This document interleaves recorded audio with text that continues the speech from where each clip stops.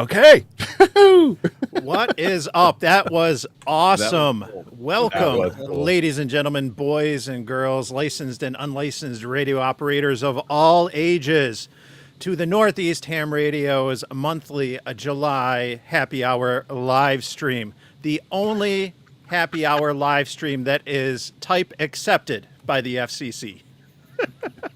And I managed to say all that without snorting beer out my nose when I saw Izzo. Look, it's Izzo the shock love jock. Oh my gosh.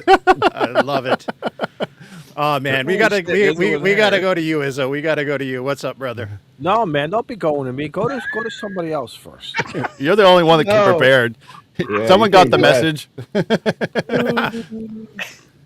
I was told this was going to be like what we did when we were younger. We did that. Well, no, well, when I was younger, I didn't have the glasses. I didn't have the Elvis glasses. How much perm are you got in that hair? Soul Glow. What are you talking about? Soul Glow and Aquanet. Aquanet. No, I told the barber, listen, I usually get my hair cut every Thursday, every Friday. I walked in there on Friday. I said, listen, you got to do my hair a little bit different. I got this gig going on for Saturday night. Can you hook me up? He says, all right. He says, trust me, but you can't look in the mirror. So he turned the barber chair the other way. So. Just put a bowl on your head and just You look spun like it. an Italian Howard Stern is what you look like. Yeah. I've been told that before. I have been told that before. So Holy shit. look, it's real. Ow, it's real. I wore a Back to the Future shirt, but that was the extent. So I must have missed the call to get dressed up, but you know. Yeah, Yeah, I missed that one too. yeah, well, as anyone who's tuning in, if you haven't figured out yet, we have a theme tonight. We have a Back to the Technician theme. Is Izzo fading? Like, is this a real Back to the Future where he's fading? Yeah, out of the picture. Bent back. Because no, I'm out. No, I just realized I'm outside and my laptop is dying. A new one Yeah, came the camera's in. dying. The camera is dying. Oh shit! You are very much like getting cut out of the picture. Is it color wise? Is Oh it yeah, oh, it's everything. I thought I was watching like a Depeche Mode video or something. I don't know. Like, What is that? Izzo's got like the hypercolor filter. If anyone remembers the hypercolor shirts. Yep. Just switch your name to Mystery Guest. Switch your name to Mystery Guest, and we're good. It's like, remember the CRTs where you bang on the side to get the guns to back a line? This one, you just whack them upside the head. We'll get back in color. well, the color right now, everything is like half green right now. I don't know if that means anything. Oh no, it's pink here. No, you're fuchsia, brother. Yeah. It's changing all the time. It's a lava lamp. You look like my Lucky Charms if I let them sit in the bowl All too right, long. tell you what, let me switch device. Let me hop out of here. I'll switch devices and we'll try this again, okay? Sounds It's good. kinda We'll be cool, here. though. All right. You know, we ain't going anywhere for a while. We do this once a month and it goes. But yeah, no, as I was saying earlier, theme tonight, Back to the Technician, Back to the Future. What would we do if we went back to when we were technicians? What would we do different? What would we tell ourselves? What advice would we give new hams who are new technicians? That's the theme tonight, until we get some more drinks in us at least. So let me welcome everyone. We chatted with Izzo. Let's welcome everyone else from the Northeast and Arizona to the stream. And over the pond, apparently. I know. Oh, yes. But she's still living in the Northeast, so At least her mail gets there. But. yeah, at least. yeah. Eric, what's up, brother? Not much, Mike. I'm doing good. As those that are probably maybe surprised, the facial fur is progressing well there. So, thank you all of okay. Don't be dreaming me in about your dreams. But for all that worth, it's coming along. It's Yeah, I'm not a beard guy. I'm gonna let you know up front. Not a beard guy. I like the clean look, and everybody else around me agrees. At least in my immediate family. So I'm doing this for you. Just remember that, guys. This is for you. But outside of that, enjoying it, having fun. Glad to be on tonight, and looking forward to going back to my 1990. That's gonna be crazy with my technician license. It was 92 for me. Oof. Wow. Yeah, we're old. Yeah, right. How's the weather, Tortoise? Rub it in. It's 111 degrees right now, but I got like 50% humidity. The humidity came up because we had the monsoons. It's been bonkers, dude. I mean, I saw Hillbilly in there talking about it's 106 with the humidity. I'm like, no, dude, it's 111 with the humidity on top of it. But it's beautiful out here. It's sunny and it's beautiful and it's warm. Yeah. Awesome. How is it down under there, Matt? Down in PA? Down in PA, it's doing well. Had a fantastic day. Went out, did some early morning POTA, as Eric saw on the First Beacon Network, and got 77 contacts once people woke up. I got there a little early, but my stupid butt, I set up right near where the train was passing. So once in a while, it's always when the low signals, the real bad ones, were coming in, like the ones that were faint, the 5.5s, the 5.4s. Oh, right when the train comes, but.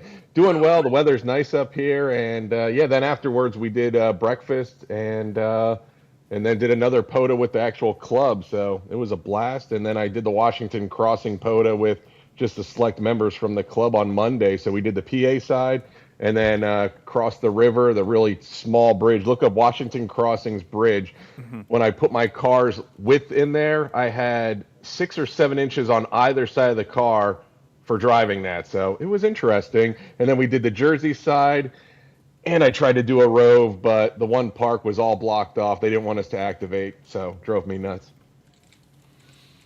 Who did we lose? No, I'm here. There was Izzo. Izzo jumped off. Yeah. Izzo again? Okay. Yeah. Yeah. It's gotta get the So CRT Matt, back in. you went out early. What time did you go out? And what bands and modes were you doing? Mostly SSB because it was a new ham radio operator from the club. Okay. He loves voice. So we went out and basically jumped on 40 right away to see if it's still rocking and rolling. Then we went back over to 20 because no one was out there except for the European stations. It was slim pickings. And then finally people started waking up maybe 10, 12 minutes later at 6:15. And that's when we got huge pileups. We actually had to tell people we got to go because we were going to be late for breakfast, and just push the button. Actually, someone was talking to us and like, hey, it was a park to park. He goes, can I take your frequency? I'm like, go right ahead. So he had a pileup waiting for him. So that's always fun to do, passing the torch over to another park, and that was a blast. So we had a good time, and it was fun. But it was early, 4 a.m. wake up and. Drive 20 minutes to the park, but it was well worth it. Nice. Yeah, it's a challenge. Having done a lot of activations earlier this year at like 6 a.m, it's a little bit of a challenge with people getting up and I operated a lot of those times just doing 30-meter FT8 and stuff, but you get on 40 meters and I think it's probably starting to close down in Europe as far as the openings on 40. It's already, getting close to late morning, afternoon there, and so 40 is not that good of an option because it's not open, to the east, and regionally people would need to be up.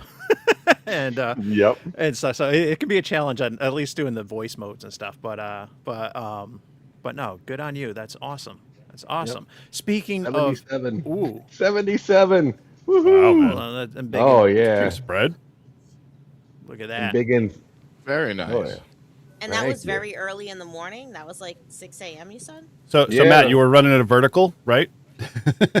We were running a semi-vertical sloper of a random wire. My random wire, obviously. Yeah, all the above. Check the box. It wasn't a vertical formation, so. That's not a bad spread pattern. No. This one was with a Rybakov. It's hard to see. I should upload it. Oh, you got This Washington. is a stray State. one. Wow. Oh yeah, Nice. we had some far Washington State or flingers. Yep, something. Mm-hmm. we had some far flingers. Oop, can I zoom in? There we can zoom in. Can. Yep. So the reason we only had 27 contacts on that is because we had 7 operators from the club, and Oh, POTA operators absolutely God. loved it. Man, they were like jumping on us. And the one time we had 3 parks with 2 operators or 3 operators, and we're like, how do you want to do this? So it was rather interesting and a lot of fun. A lot past the mic. That's been my week. Nice. That's technically 189 contacts. Yep. When I submitted, it was like 36 or 38. So, Oh, wow. yep. Well, Impressive. speaking of DX in Europe, let's go to Shannon next. Oh, I thought you were going to go rabbit. Um, Okay. I'm confused. Nice. So yeah, what are we talking about? I'm sorry. Wow. It's 11 o'clock at What is it, night. 11 o'clock there or something? Yeah, literally. it's rather late, and to sort of go along with what Matt was saying with, when you're doing an earlier POTA, there's challenges because like a lot of the United States isn't awake, and what's open in Europe might be different. So I'm sort of experiencing the opposite effect, right? Like one of the first POTAs that we went out to do, I think I talked about it on Brew and Activate. We were out like maybe around 2 o'clock in the afternoon here, but then when I counted back, I realized, wait a minute, it was only 10 o'clock on a Wednesday morning Mhm. on the East Coast of the United States. So a lot of people, if they were awake, then they were probably at work, so there wasn't a lot of people that were using ham radio or whatever. But we did like 3 different POTA attempts. 2 of them were successful, one of them was not, and that was the one that was not is because it was like a small local park. It's right up the street here, and there's a lot of houses around, so there is a lot of RF noise, which if we had moved the antenna like further into the back corner of this little recreation ground where we were, like maybe it would have been better. But the challenges of trying to do POTA and also keep Miles entertained at the same time, is proving a little difficult, but that's okay. This trip wasn't all about radio. It No, all it was about tanks. it did. It started out being about tanks, and Tank Fest was absolutely amazing. We need And, video. Um, Or it didn't happen. yeah, I got I pictures. I did post a lot of pictures on my Facebook. So if you follow me on Facebook, you can see a lot of the pictures on there. And I can try to post them on Discord as well. The only thing with Discord is that like they only let you post 10 pictures at a time, so it's a little bit of a pain in the neck. So then, I gotta like go through and pick out which ones are my favorites or whatever. But, I did take some video using my little like fake DJI camera. I don't know how good it's gonna come out. I did that mostly on the day where Tank Fest was 3 days. So the first day we did like all the indoor part of the museum. The second day we did all the outdoor stuff, which was really cool. I was able to like climb into the commander's seat of like a warrior armored vehicle. That was pretty cool. I was able to Awesome. climb into the gunner seat of a Challenger 2 tank. So that was really cool. So there was a lot of like stuff that you could do where you could actually like go into the tanks.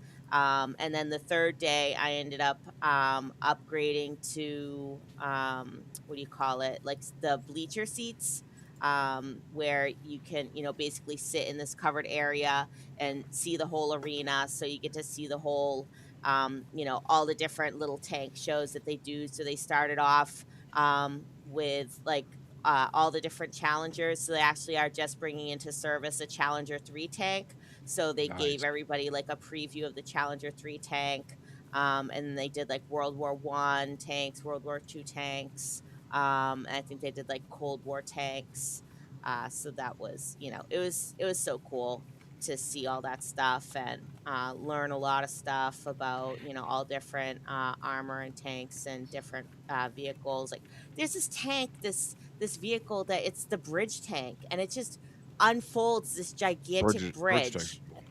Yeah, it was crazy. I did take a video of, I think, if I remember correctly. I don't know if that was on my phone or what that was on, but there's also like tons of videos on YouTube from, the Tank Museum and where they do, all different videos of Tank Fest and deep dives on tanks. So yeah, that was Tank Fest, and I mean that was like a month ago now. That was like a month ago this weekend. So, I mean, we've done a whole bunch of different stuff since then. Going to, being here in the East Midlands, doing some little day trips. Like I said, we just went to that adventure farm with Miles today, so that was really cool. They had like all these little paddle pools and sand set up to make it like a beach, because we're like basically the furthest away from a beach as you can get here. We got to feed sheep and goats and cows and chickens, and this is great. Like, I'm living my best life here. I'm in the country. I hang my laundry out on the line every day. I have my porridge and tea and crumpets every morning. Yes, Beans I on have toast. I have not yet had porridge here at at home, but I have had crumpets like 3 different times. So, crumpets Beans are on good. toast. Beans on toast. I haven't had any. I haven't had any beans on toast yet. You're not living unless you eat beans on toast. We do Do have that at home. beans. We have beans. We have bread. I could make beans on toast if I so desired.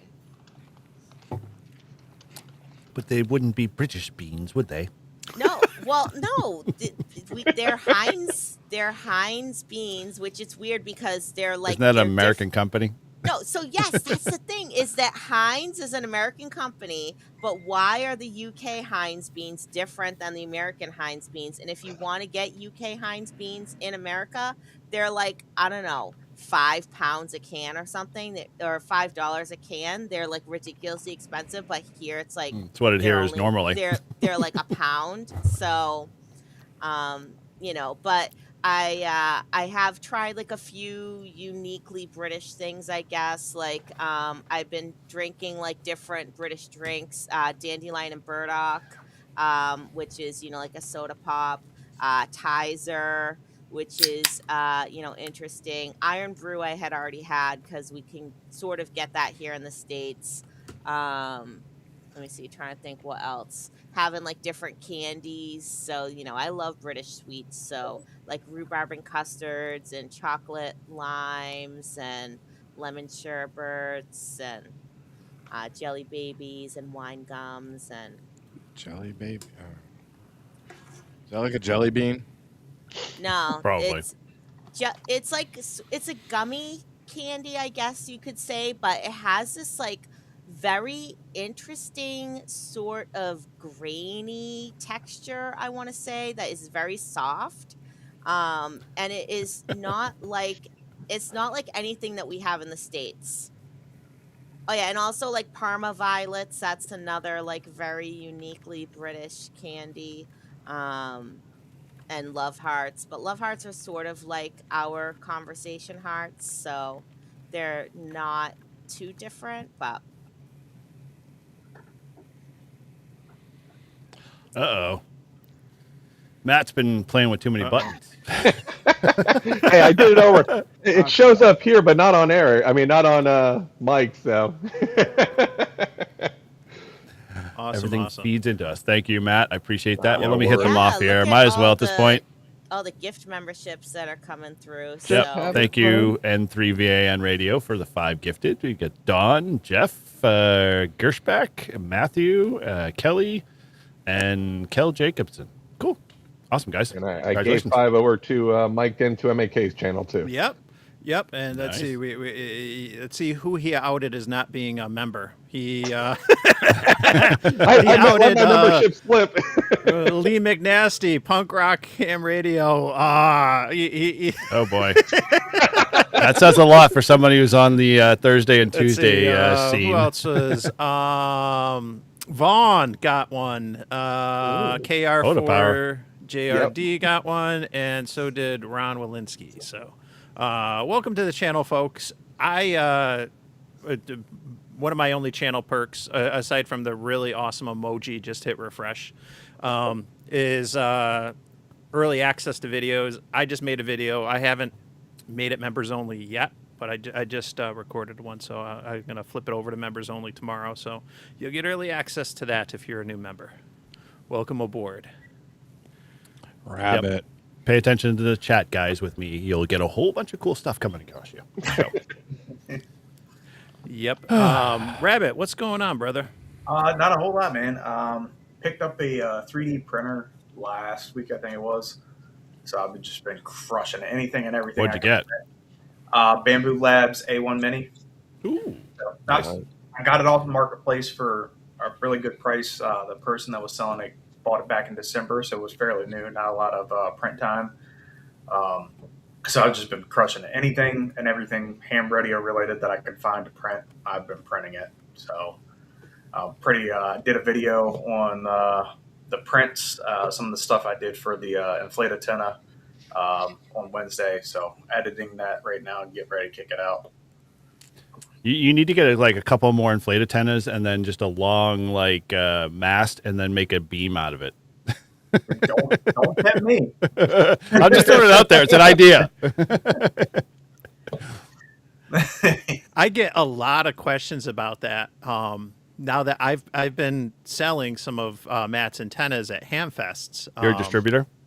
He is a distributor. Well, I reached out to him, like I kind of realized going into this summer, I'm like, I got a lot of ham stuff that I'm not using a whole lot of, and we have shelves of HTs and all kinds of things we can easily get rid of, and I was like, you know what, I'm gonna actually sell. And so a buddy of mine who might have seen in a recent video was making the pickle antennas. I was like, hey, let's just share a table and sell some stuff.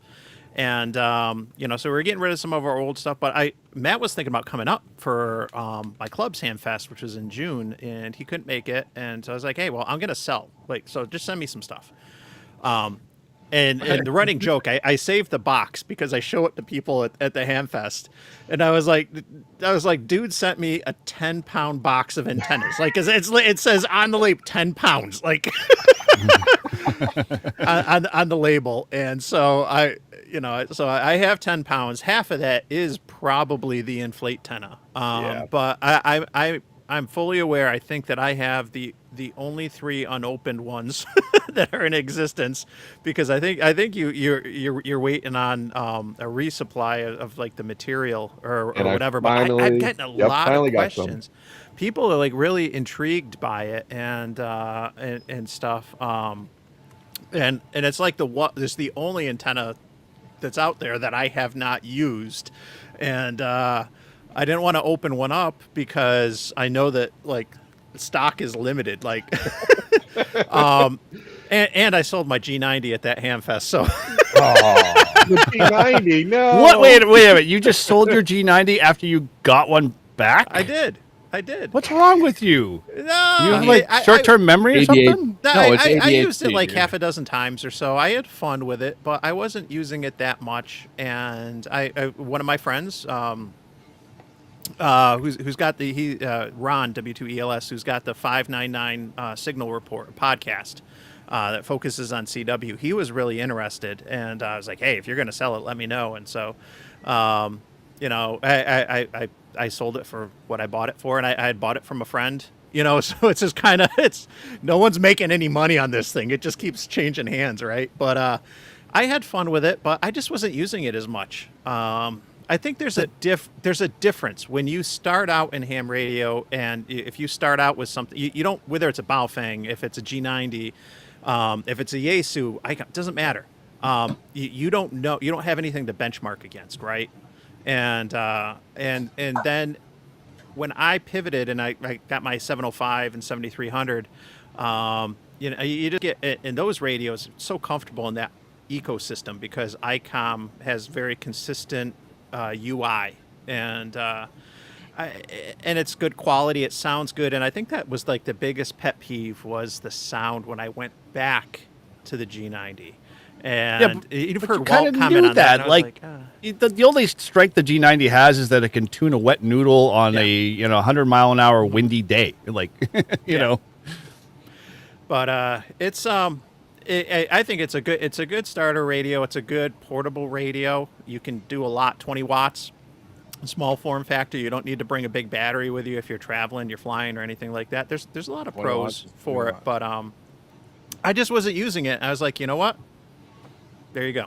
So no qualms Well, whatsoever, and I'm glad it's in good hands. And it's Good being that used. you pass it on and you realize I don't need to hoard everything, Yes. till death do us part. But at the same time, like, dude, like, you have short-term memory with the G90. Like, you give it away, you get it back, you give it away. It's like a bad relationship.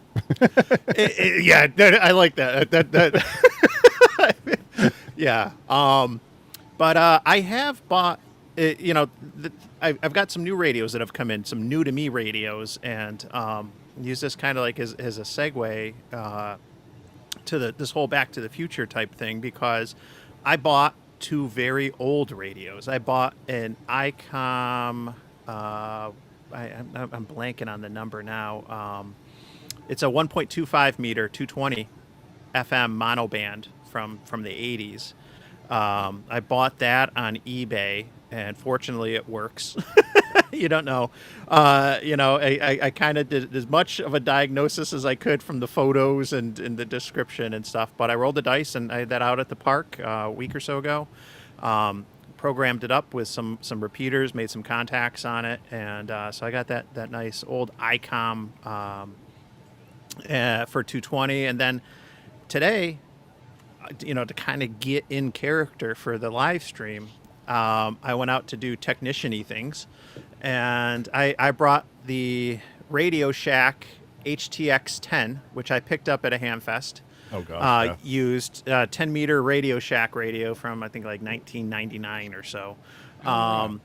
And brought that out and made some 10-meter contacts for POTA, which was the first time bringing it out, to a park, and that was a lot of fun.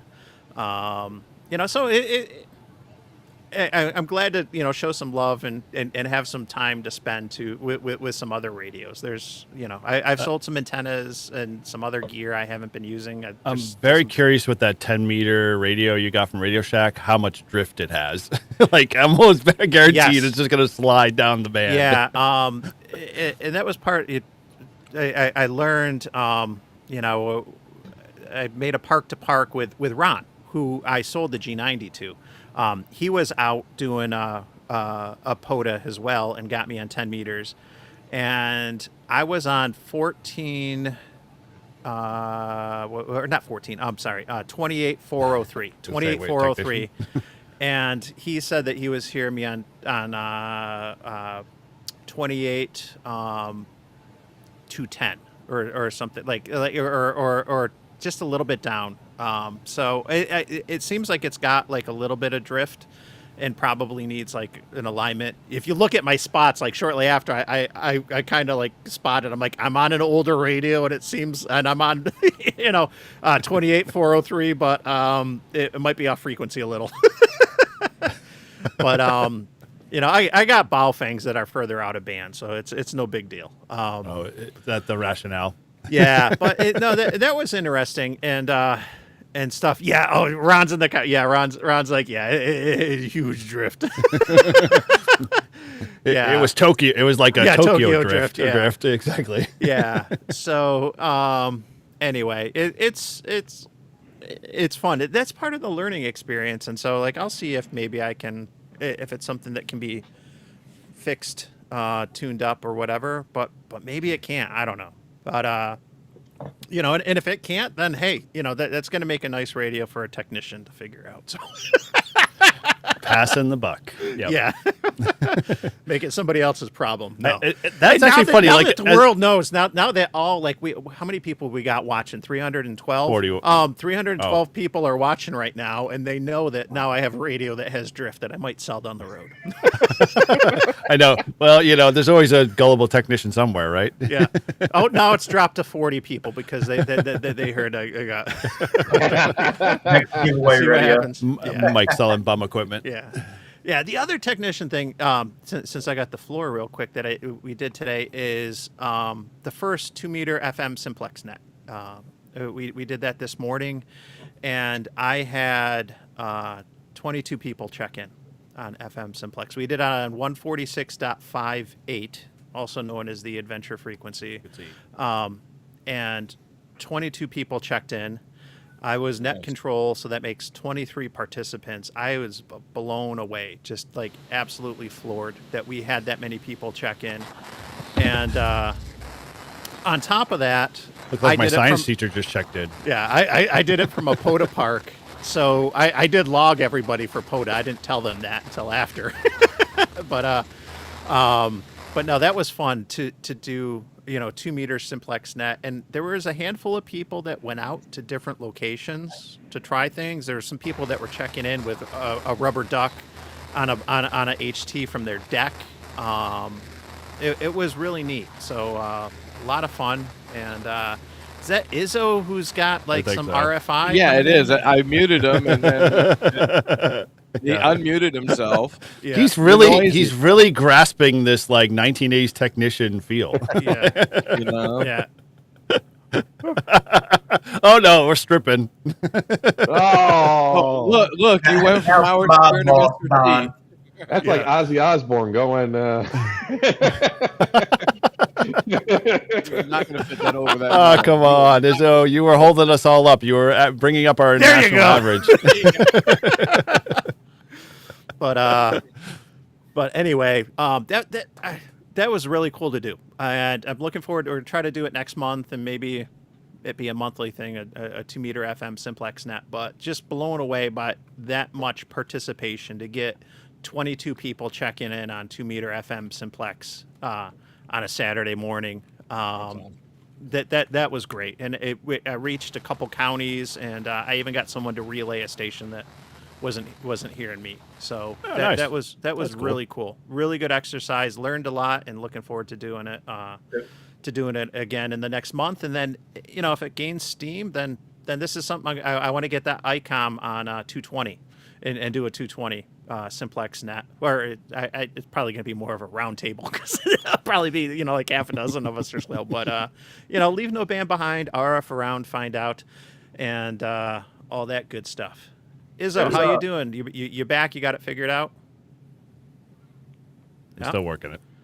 Dude, that's awesome. Like, Yeah. glad the net turned out well. I know we do a bunch of them kind of like spurious during like our regular nightly nets, and some people will be like, hey, let's just do a 5-2 kind of thing and, see how it goes. And it's pretty fun to see and, be a part of. I being in a whole RF hole where I'm at, I, don't always have the option to play, but when I'm mobile, I try to get out there and do stuff. Yeah. So, yeah, it's really cool. Yeah, and the thing is, and I'm in kind of a central location in the suburbs, which is helpful. And I picked a strategic park, which has, some elevation and clearing for the suburbs. And I've done 2-meter POTAs there before, which I've live streamed, and you might have seen.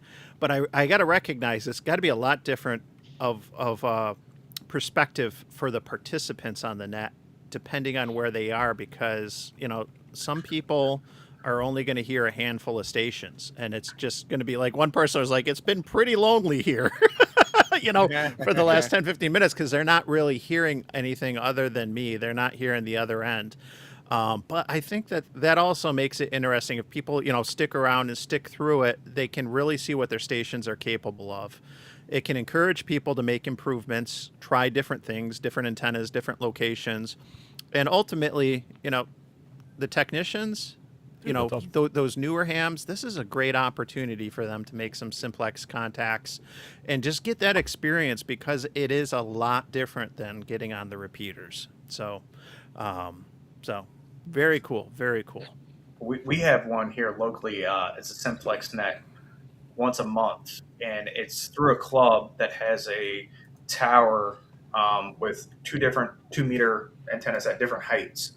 And he goes through, the net operator goes through and does the net starting off with the first height to see where he can get around, and then Okay. the top height he goes around and sees where he can get. It's pretty cool. See Nice. the coverage on him. That was pretty cool. It's funny. Like, how often is that, Rabbit? Once Like, a is it month. daily? Oh, once a month. Okay, good. Yeah, like Yeah. I always can like it just blows my mind. People are doing it like 2-3 times a week, and I'm like, dude, that's a lot on a simplex net. Just trying to make it all happen and keep it still going. And especially from a net control perspective, I know those guys. They're the unsung heroes. The last one we had, I think he said he had 44 or 43 check-ins. Whoa, into the dude, net. that's awesome. That's like Mike's Yeah. live stream. Well, you figure you're in the DMV, and where this tower is, it's hitting into DC, Virginia, Delaware, Northern Maryland, Southern PA, just off the height of the tower. Mm-hmm. That's cool. Yeah. We have a simplex net that is done by CARA, basically Cape Ann Amateur Radio Association. So sort of in like that Gloucester, Ipswich, Andover area, up there in sort of like the extreme northeast of Massachusetts. I haven't tried to get on it yet, but it's once a week and they switch back and forth where 1 week it's 6 meters and then the next week it's 2 meters. And I think they try different modes as well. So they'll try like FM, obviously, they'll try SSB, and then they'll also try, people that are using vertical antennas versus horizontal antennas for, the different polarizations. And then they'll have, different relay stations so that they can kind of try to pull people in from a wider area if they can't be heard by the direct net control. So that's really cool. They call that the fishnet, and it's Thursdays at 7:00 in the evening, I want to say. So if you're in that sort of extreme northeast Massachusetts area, definitely check that out. And you can, check out the Facebook page Radioactive Cape Ann as well. That's where they sort of announce anything that has to do with the fishnet. Now, if you could do it from where you're at, dude, you would totally blow a lot of people out of the water. Well, I mean, here's the thing: like, people have been getting 6-meter propagation across, across the Atlantic Ocean, right? Yeah. So, it's probably not out of the realm of possibility. It just depends on the time. Again, like we were saying, if it's 7:00 at night there, it's like midnight here. So, it's just that time frame that makes it more difficult.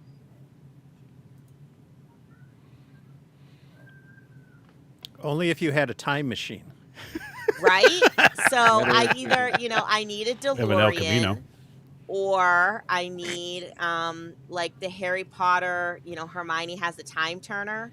Okay. That's sort of, that's like the I guess the millennial equivalent of the time machine DeLorean. All right. Izzo, you got the mic working? You tell me. Testing Whoa. 1, 2, 3, 4, 5. Wow, 5, it's 4, like 3, you jumped 2, into the 2000s. Awesome. Yeah, he's in stereo. 1. Am I wrong? That's not a good thing. If you can hear me twice. You- You're fine. You're almost like the sultry sounds of Joe Brett, but Izzo style. Nothing can be. Oh. It's like Joe Brett, but Italian. Exactly. Yeah.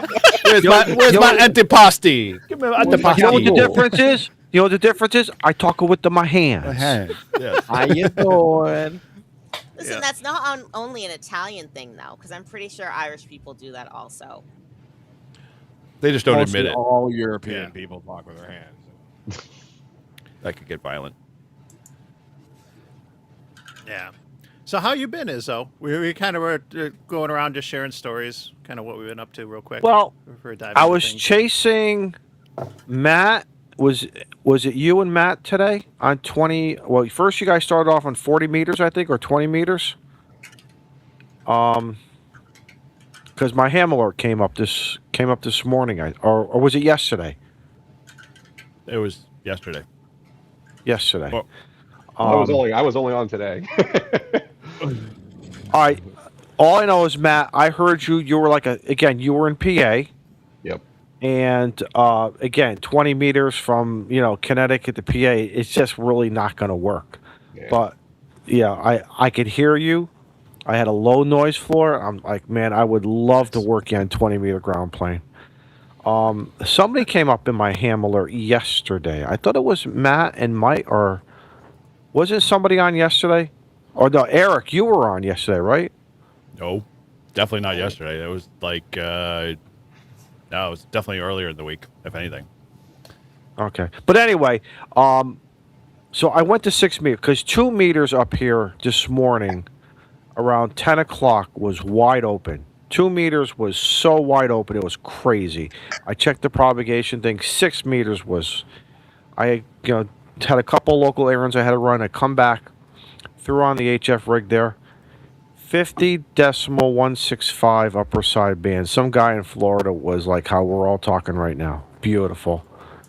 I went away. I went upstairs to go get a cold drink. Came back outside and he was gone. I would have loved to try to work this guy. So, but it was fun. It was fun to hear for the first time some nice 6 meter audio coming out of ICOM 7300. It was so. Hey, Tomorrow going out into the parks. So, Roger wants to know what you're smoking is, though. Roger, this is the Jaime. Here we go. This is the Jaime Garcia from And my Martin. father's. In Biggin.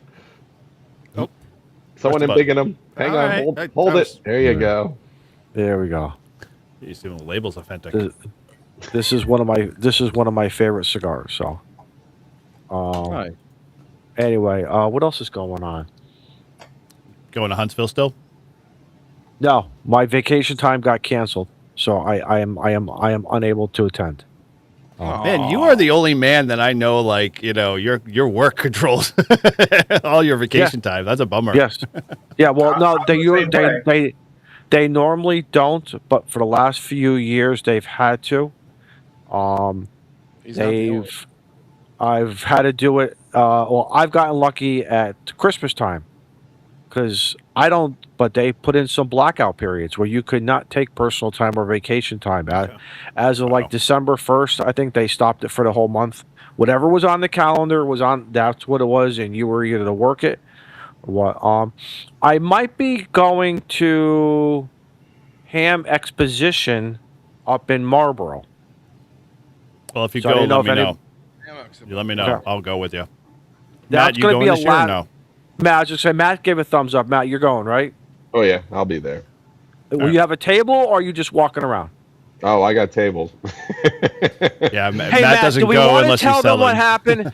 Hey, Matt, do we want to tell them what happened or should just let it be a secret between you and me? Oh no, you can tell. I found out where the other one went to. I told the guy. Some other paying customer. Did he Yeah, I get got my paid. order? Did he get my order? He got your order, brother. Did I pay for it? Oh no, I don't know. You got most of it. I mean, when we got the shirts, when I mailed you the shirt with the padding, that's what screwed it all up. So, guys, let me tell you what happened. So the 64-1 antenna bug out is out from Matt. Okay, he's had the 56 out. I said, give me a 64. And by the way, I said, I lost some weight. Give me a shirt. I'll pay you some extra bucks, or I'll buy 2 antennas. I'll give one away for whatever. We'll work it out later. This is, as men, we'll work it out later. A couple days later, the package comes in. I'm all excited. I go to the park and I'm like, damn, this antenna is incredible. This is that's the awesome. worst. This and that is the 56-1. But that's okay. That's okay because it's still a Reliance antenna. So what does that tell you, right? Right. It's still a Reliance antenna. So It'll I work. told It'll Izzo to work give it out. away on Clubhouse or wherever he wants, and I'm sending him an actual 64-1. But I got a customer going, hey, I ordered the 56 to 1. I got the 64 to 1. I'm like, oh, Izzo's Oh, antenna. that's tough one. Yeah. It's all good. It's all good. Matter of fact, I've got some stuff here at my house. I think it's time. I have the 5-year rule. If I haven't used it, touched it, did something with it in 5 years, I think it's time to let it go. It's time to play Frozen. Let it go. Is that let only it go. ham You know, radio equipment or family members too? family members, tools. No. Actually, tools I don't. Tools are like the stuff you see on a fire truck, right, Rabbit? Some if you family use members it are once, tools. well, some members, yes, they are. But Mike, you're absolutely right. They can be, but I think it's time for me to either go to Antennas Anonymous meetings, but No, just keep Is there buying. such a Keep buying. thing? I didn't think there Listen, was. Just keep So buying. did you watch yesterday's Bruin Activate? Because Eric is all about like paring down your I'm not paring your down. Poda Bring bag. in the field. Was it Marie Outflow. Kwan? I always get this wrong. What's her No, last name? Marie Kondo. Kondo, whatever. You know, that crazy chick from wherever. It's all this the about 10 cutting things. Was this your 10 a.m. stream? Oh yeah. Yes. Every Friday. Yeah, Bruin I Activate. threw it on. And we got busy at work, and I never. All of a sudden, next thing I know, you guys were off. I'm like, "Cripes, I'll just go to Team You'll- Replay and watch it. you'll have to So, watch it on Team Replay. But that was basically, we were talking Apparently we're not about, that- getting stuff out of your Poda bag that you're not using or whatever. And, I had said, is this like the clothing thing where you take all the clothes in your closet? Do you do this, Closet. Izzo? And Yeah, you turn the hangers go in the wrong direction so that then if you take it out and use it, the hanger is going the right direction. So then no. Wait a minute. My wife will tell you. that's- My wife will tell you. I am very particular in my closet. Well, it's a shared closet. Okay. I have never had a walk-in closet in my life until we moved here. Never had a walk-in closet, and I love it. Okay. But here's the problem. I'm very, very organized when it comes to all of my ham radio t-shirts. First off, I fold my t-shirts a certain way. She hates how I fold them. It is I what it hate is. them. That's All of okay. them do, but the anyway. square fold like at a store. I roll mine up No, and she stick it in the does. drawer. She does that, and I actually like how she does it, but I don't do it. But what I do is all of my ham radio t-shirts where I have just something over here are like soldiers being stacked. So depending on what I'm wearing will determine what shirt or vice versa, right? Then I have my generics, and then I have my generics, which just get thrown, and I don't care. I don't care if they get wrinkled, but some stuff has to. Now my button downs all have to be on that hanger going one way. If the hanger is another way, that's bad luck. That's bad. That's like pumping Was he 13 saying- gallons of gas. Generics or geriatrics? I couldn't tell. Generics, Well, the generics. whole My point- Hearing's not getting well. The whole point of doing it is so that you can visually see what you have worn in the past 6 months or year or whatever. Because like if you haven't worn it in a year, then you're supposed to get rid of it. You're extending that. You're like, you have a 5-year rule. So I mean, But yeah, but Shannon though. But see, sometimes clothes can go more than 5 years because the more you wash them, the more comfortable they get. They get. Well, and they you're a guy, become Izzo. There's a 10-year rule on most 10-year moratorium on most T-shirts. So Well, by Yes, the time you yes. wait 10 They live that years, long. anything that's gone out of style comes back into style again, right? Right. Doesn't it Well, in exactly 10 years, of go course. 10-year cycle. But like my Reliance, so like my brand new Reliance is that nice black T-shirt, and again I make sure it gets folded really nice. I bought a Salty Walt one; it gets folded really nice, and in the corner I could see when I stack them. And I have a rule, like I do it with Clubhouse, and I've been doing it here. I make sure I don't wear the same shirt again. To me, I feel like I don't know. I Wow. feel like. I don't know. That's a commitment. No, is it I an really- OCD? Is it an OCD? I don't. Izzo, I've me. got you beat. All my T-shirts, Wow. all my shirts get hung up, and my T-shirts. Tracy laughed at me because they're all in color order.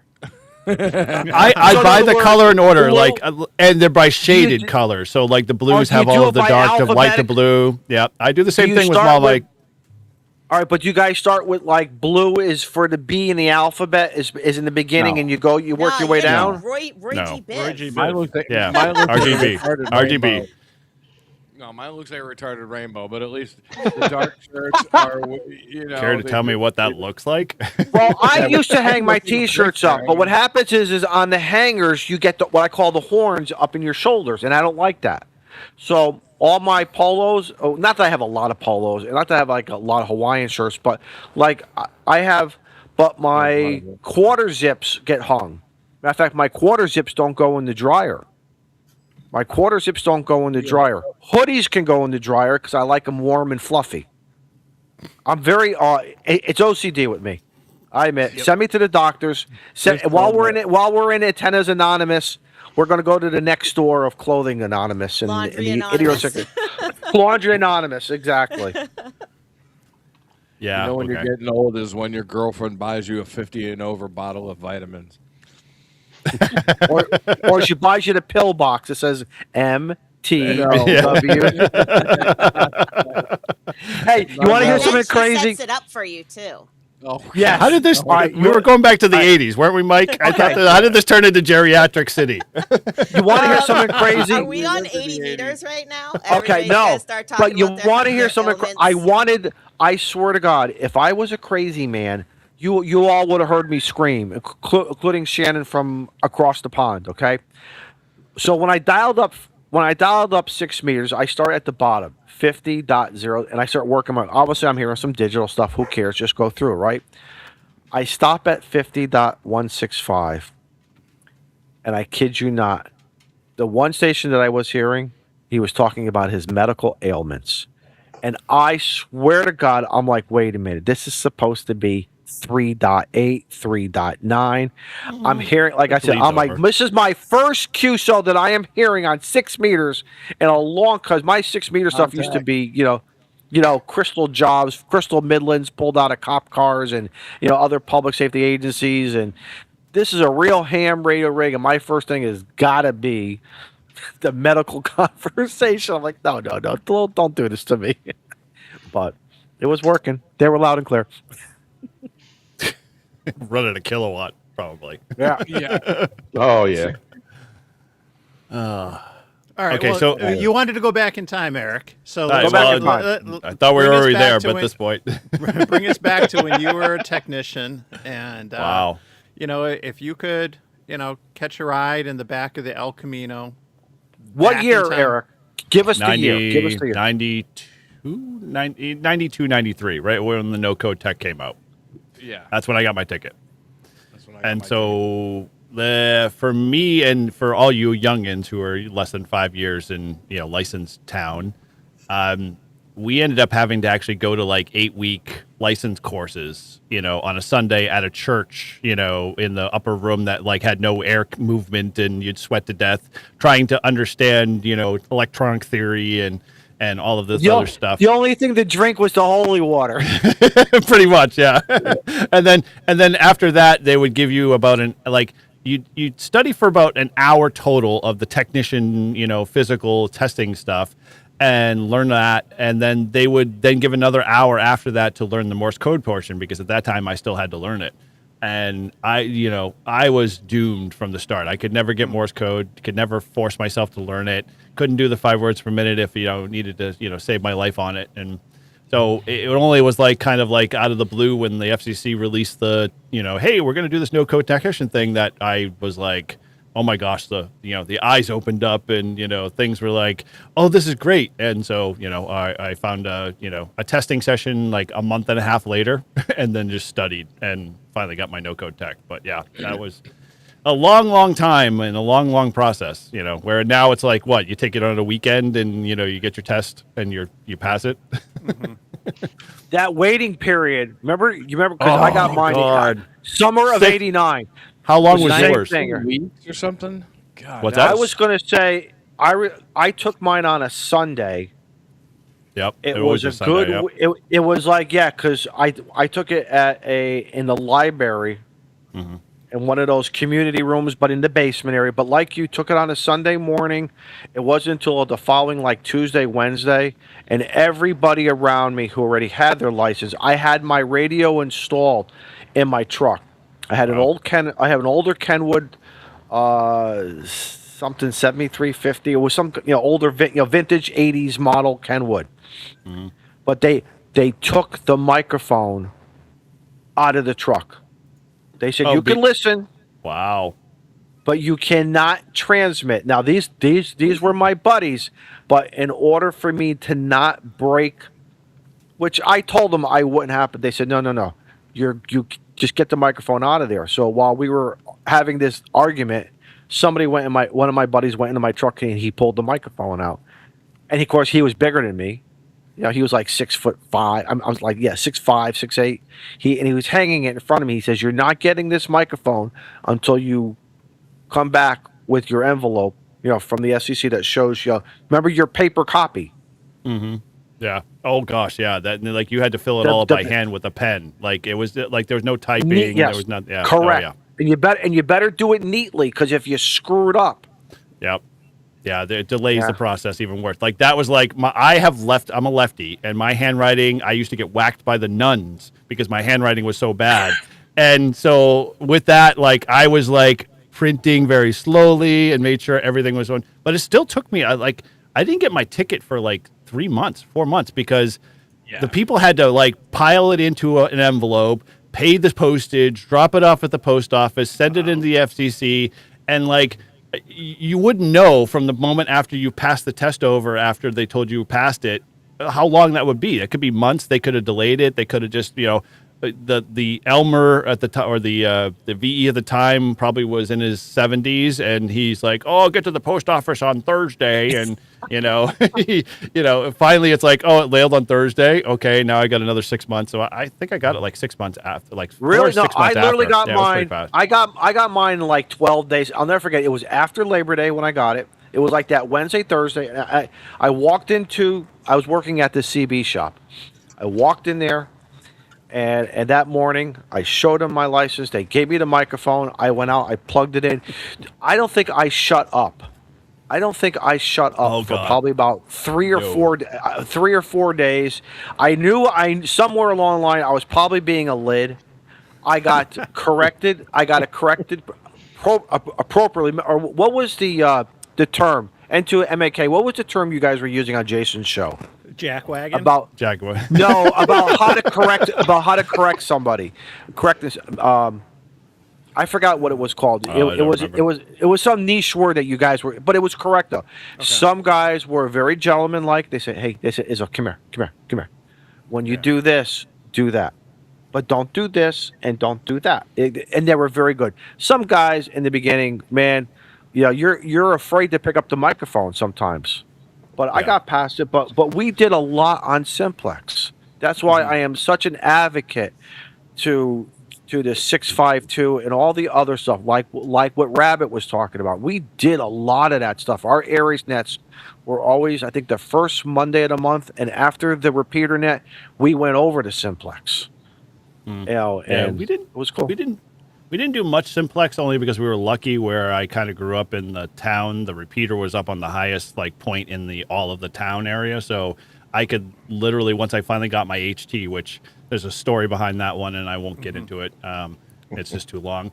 But once I got my HT, no, I didn't. I had to burn a certain kitchen down, but that's a long story.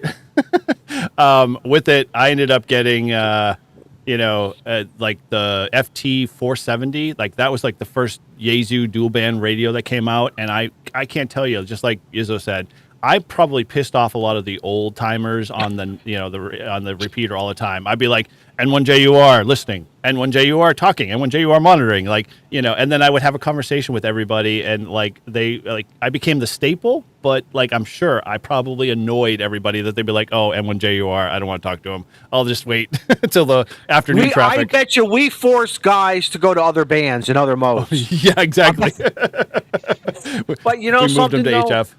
Yeah, but something though, I think we had fun because wasn't that what it was all about?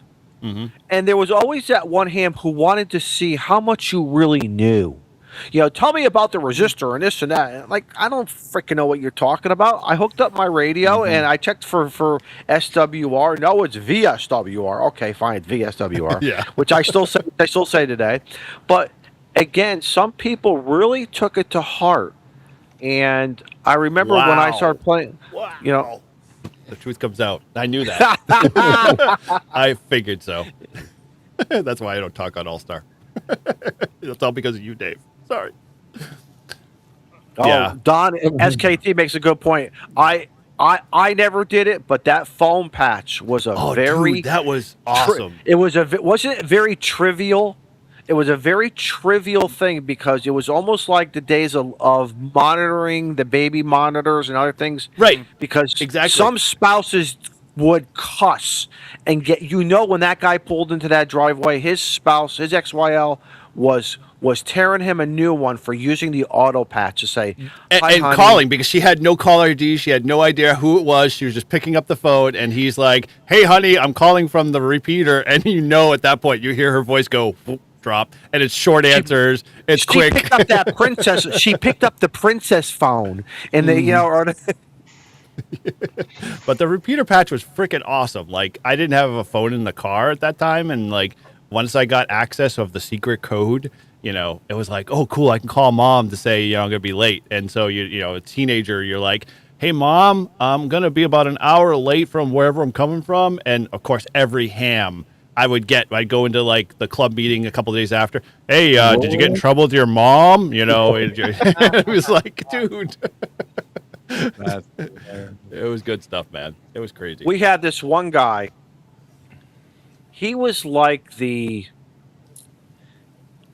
just thought of it. He was probably acting more like the Karen. Okay, of the modern day Karen, and he would dial up the auto patch. And the auto patch would go to because of where the repeater would get tied into the state police barracks of the beginnings of 911 of how it got routed. So they would answer, Troop F Westbrook, state your emergency. Blah blah blah blah blah. My name is. I don't want to give out his name. I don't want to give out his call sign. I am amateur radio operator, blah, blah, blah, blah. And I'm using the blah, blah, blah, blah, blah, Killingworth Yep. repeater on 145, and I am calling in to call in, blah, blah, blah, blah, blah, blah, blah, blah, blah, blah, blah, blah, blah, blah, blah. And and I know, and now on the other end now for the last 25 years, you're like, guy, just get to the freaking point. What are you doing? Are you involved, or did you just witness it as a passerby? Get to the freaking point. And he was like, bah, bah, bah, bah, bah. It was just, so one day we recorded him, and it was kind of sad, but it was like, should we tell this guy? But shortly thereafter, we disabled the auto patch. But it was just amazing about the perception of the auto patch. Everyone that, through my traveling throughout the Northeast and New York State, and a little bit of Northern New Jersey, everyone ran their auto patch with different rules. Yep. So, You had to figure that out. yeah, Thank you for calling either Domino. the right, listening or the hard way. Yeah. But anybody who had an auto patch on a repeater, there were more listeners because they were just waiting for that one time that, some husband has a yeah. conversation with his wife and it's going to be a yelling match and he's going to have to figure out how to cut it short very fast. So we Before, got slick. problems. So we had a 220 repeater, and for about 2 years, we had the 220 repeater on the auto patch. I heard more on the 220 side, but it was a little bit more. I think they went home and said, listen, honey, this is 220 megahertz. There's not a lot of people listening. There's only probably about maybe 5 to 8 guys. The scanners at the time could not pick it up as well. Most scanners today can't. I think the XYLs were just a little bit more softer about it. Maybe. Some of them Maybe. had no clue. Right. They just had they would go on about their day and hey honey, I have to let you go because we're this is a toll call and so it's going to cost the club some money here, so let's And one let's- last let's- thing. Oh, I got One- banged on that hard. Yeah. And one last thing for our club, to PL or not to PL was one of the most Wow. debated topics that really divided our club. It really we lost some people, It divided some people, even though some options were to help mentor. They didn't care. The 6-letter word called change really scares away some people. I've really found that out throughout my life. The auto patch was the second most, is it contentious, debated topic of why do we have to disable it? And obviously in the late 90s, cell phones were coming in. And then obviously, I mean, look where we are now today 35 years later, 30 years later with cell phones. I think everyone has the unlimited plan. It's not a selling point. It comes with it, So Free long distance. Well, Izzo, I got a serious question for you though, since we're Yes. talking, we're trying to talk about going back or what we would do different or advice would we give. I'm sure that you're not the only one that has a new ham, had some experiences with some lids, jack wagons, whatever term you want to use. Some hams who are not as welcoming as we would have hoped for, newer hams and stuff. So, what experience? What advice would you give to newer hams to try to navigate some of that? Because I think we're all going to run into, whether it's just on the radio or locally, we're going to run into hams that aren't very welcoming, that always want to be smarter than you or think that whatever you're doing, you're not doing it right. Like, what advice are you going to give those new techs to try to navigate that? one, we're all lids. Yeah. We're all newbies. Okay, think of it like this. When we started walking, when we were a kid walks at 2 years old, maybe 18 months, 2 years, whatever we as humans start to learn how to walk, we fall down, don't we? Mm-hmm. And we get up again. But one of the things I learned as a parent was not to make, oh my God, the baby fell. And you put this fear into the kids. And then what happens? Sometimes they're afraid to walk again. And that's one of the things that I learned, that it's grow a thick skin, grow a set, but still be respectful. But every once in a while, you have to give it back. Just know when to give it back, the right place, the right time. Like, there was this one guy who was very stern with me, and I'm being very polite right now. And I didn't like it. And I took it, and I took it, and I took it. And finally one day at the club meeting, he tried to embarrass me at a club meeting publicly in the open forum. And I told him he was not correct. I didn't say he was wrong. I said, you're not correct. Your statements are not accurate. I was giving him what I thought was the benefit of the doubt.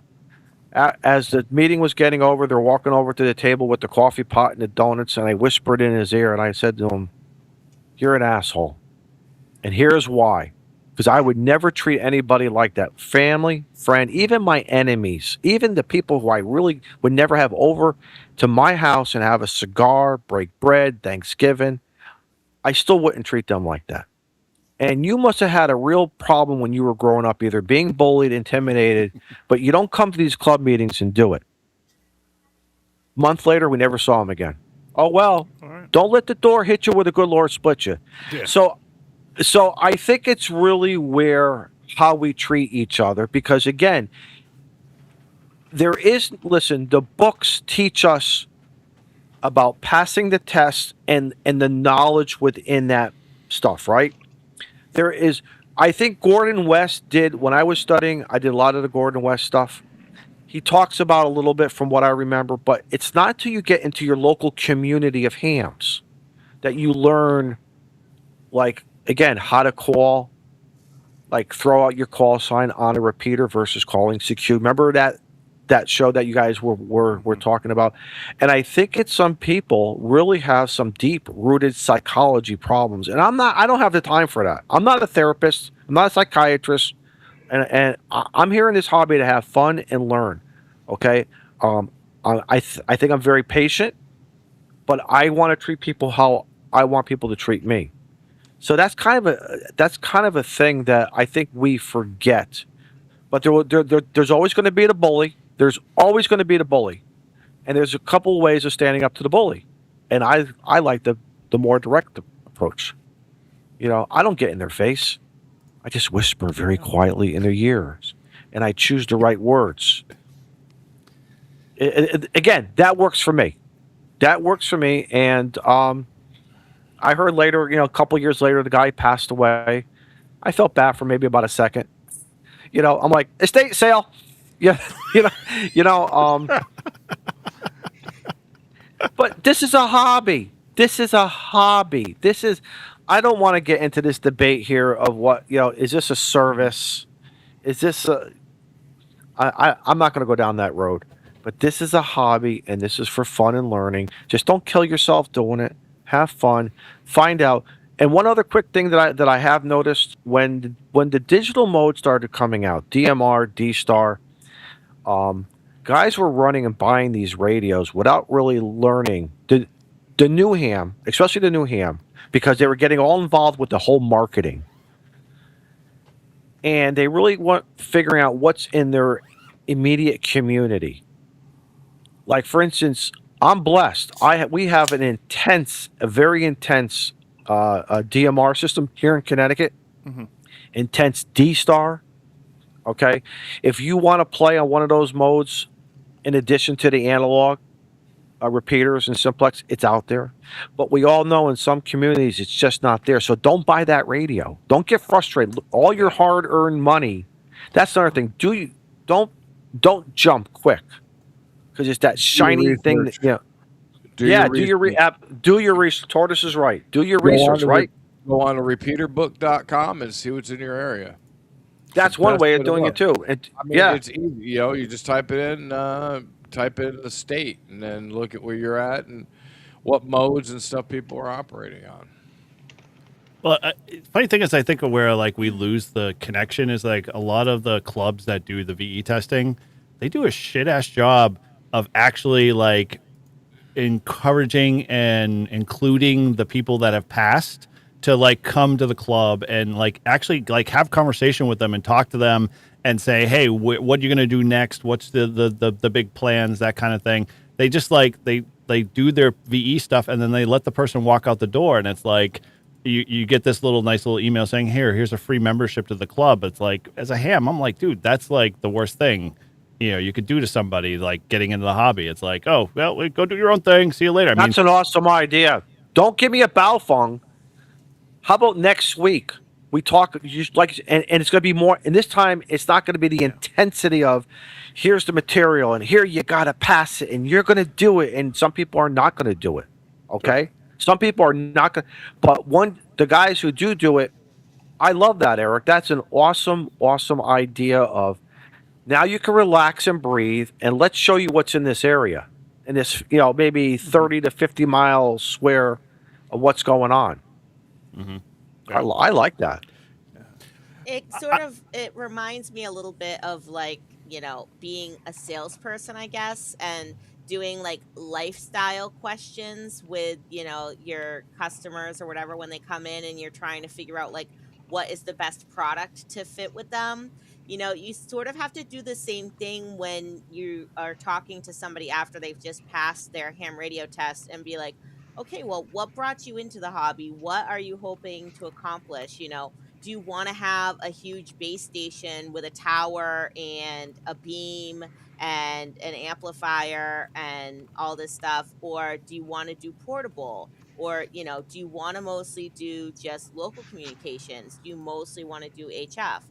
So, yeah, I definitely think that we as VEs, um, and probably not us because we're probably preaching to the choir, but when you're a VE, you're not just there to like watch the person take the test and make sure that they're not cheating and they pass and you sign off on the paper. You are the ambassador.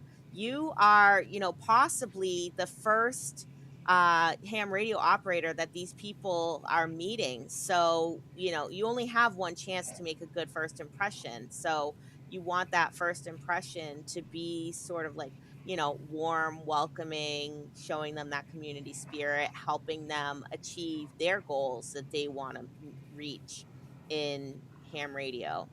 And, pointing them, in directions of like where they can get more information too, right? Like, especially if we're doing online VE sessions, which a lot of us do. I know I do for Ham Radio Crash Course. So I'm getting people that are, anywhere in the United States and sometimes anywhere in the world, because anybody can get a US ham radio license. It doesn't have to be just somebody that lives in the US, but recommending that people seek out their local clubs, kind of like how Tortoise was saying, go on Repeater Book and see what repeaters are in your area and what modes there are, because that could determine if you're going to get a Yaesu or an ICOM or a Kenwood, depending on. You know what, Shannon?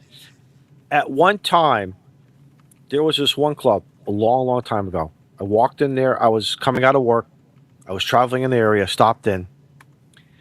They were very, if you didn't have the beam, the tower up at 30 to 30 plus feet, the 10 through 20 Yagi, maybe an amplifier, you were not going to make contacts. Mm-hmm.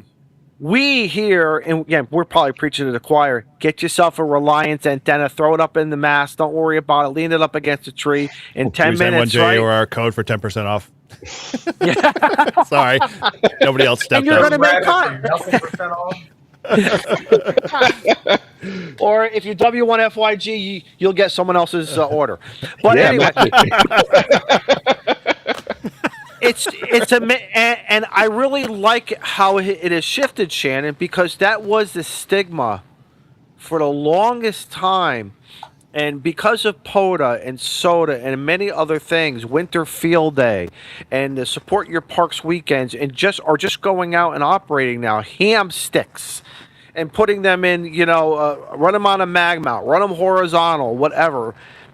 I think, Shannon, we can now promote. Because I remember I walked in, and after about 20 minutes, I'm like, this is nice guys, don't get me wrong, but this is not my party. I live in a condo. I do all my mobile stuff. Matter of fact, I was basically 10 and 11 meter mobile. That's all I was.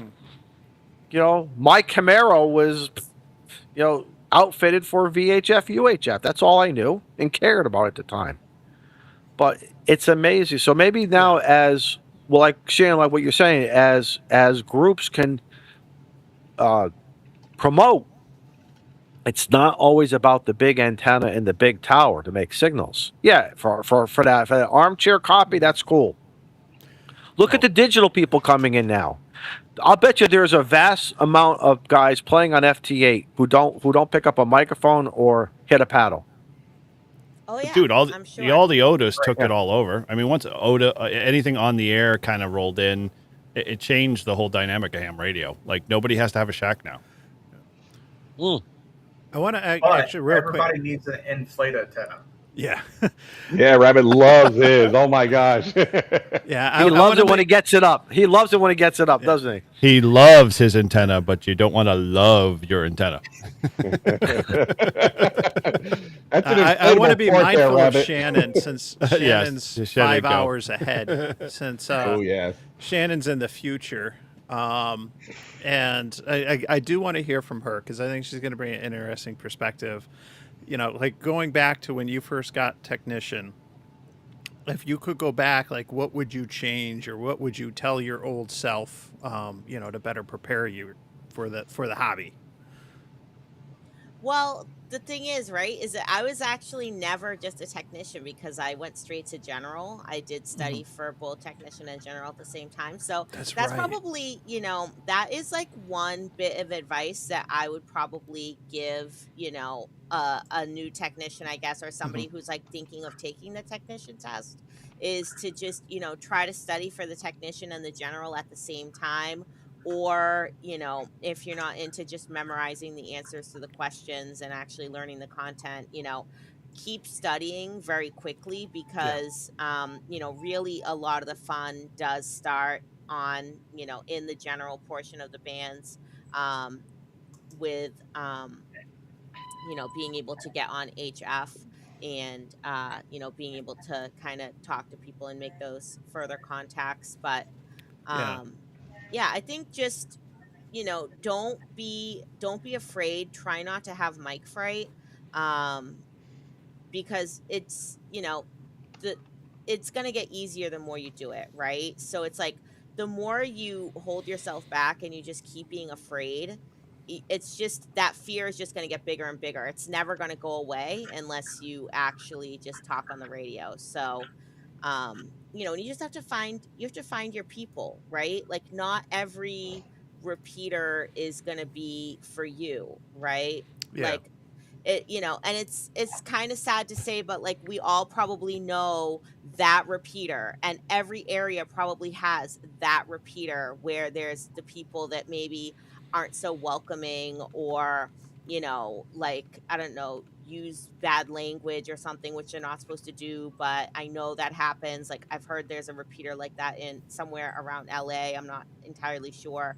But I know there's a repeater that is like that is within my realm of like transmission. And I actually had somebody else approach me on HRCC that was from the same or similar area, and they were like, oh, I tried to talk on this repeater and the people were really rude. And I was like, oh, was it such and such repeater? And they were like, yeah, actually I think it was. So I was like, yeah, I experienced Mm. a similar situation where somebody had made a comment that was sort of like offhand about oh, I gotta get home, I gotta get off these roads before the stupid parents come out to pick up their kids from school. And I picked up the mic and I was like, hey, this is KC1OHT, and I just want to let you know that I'm one of those stupid parents right now on my way I to go love pick it. my kid up from school. And I really don't appreciate your attitude on the radio. There's people, in all different areas of life that use ham radio, and that just really like puts people off from ever wanting to talk on here. So, and I haven't gone on that repeater since. And I stick to my repeater formerly known as N1HSY. Now it's like W1VYI in Topsfield, New Hampshire, where we have our 2-meter PokeNet every day at 0830 hours. And it's, a lot of the same guys that meet up, and we just have our little morning rag chew round table and talk about what we're having for breakfast, or what we did in ham radio the previous day, or some topic always ends up just coming up organically. And it's such an amazing group of people, and we all we watch out for each other. And so you gotta find your flock, as someone here said. Jason Lockwood, You're absolutely right. 7395. That's it. That is it, Shannon. You got to find your flock. You got to Can we find not it. say that term because that's the surveillance system that the government Oh. uses, but whatever. Oh, we're gonna What get is it? demonetized. Exactly. Sorry. Find your herd. But anyway, that's my Find your 2 herd. pence. Take it for what it's Herd. worth.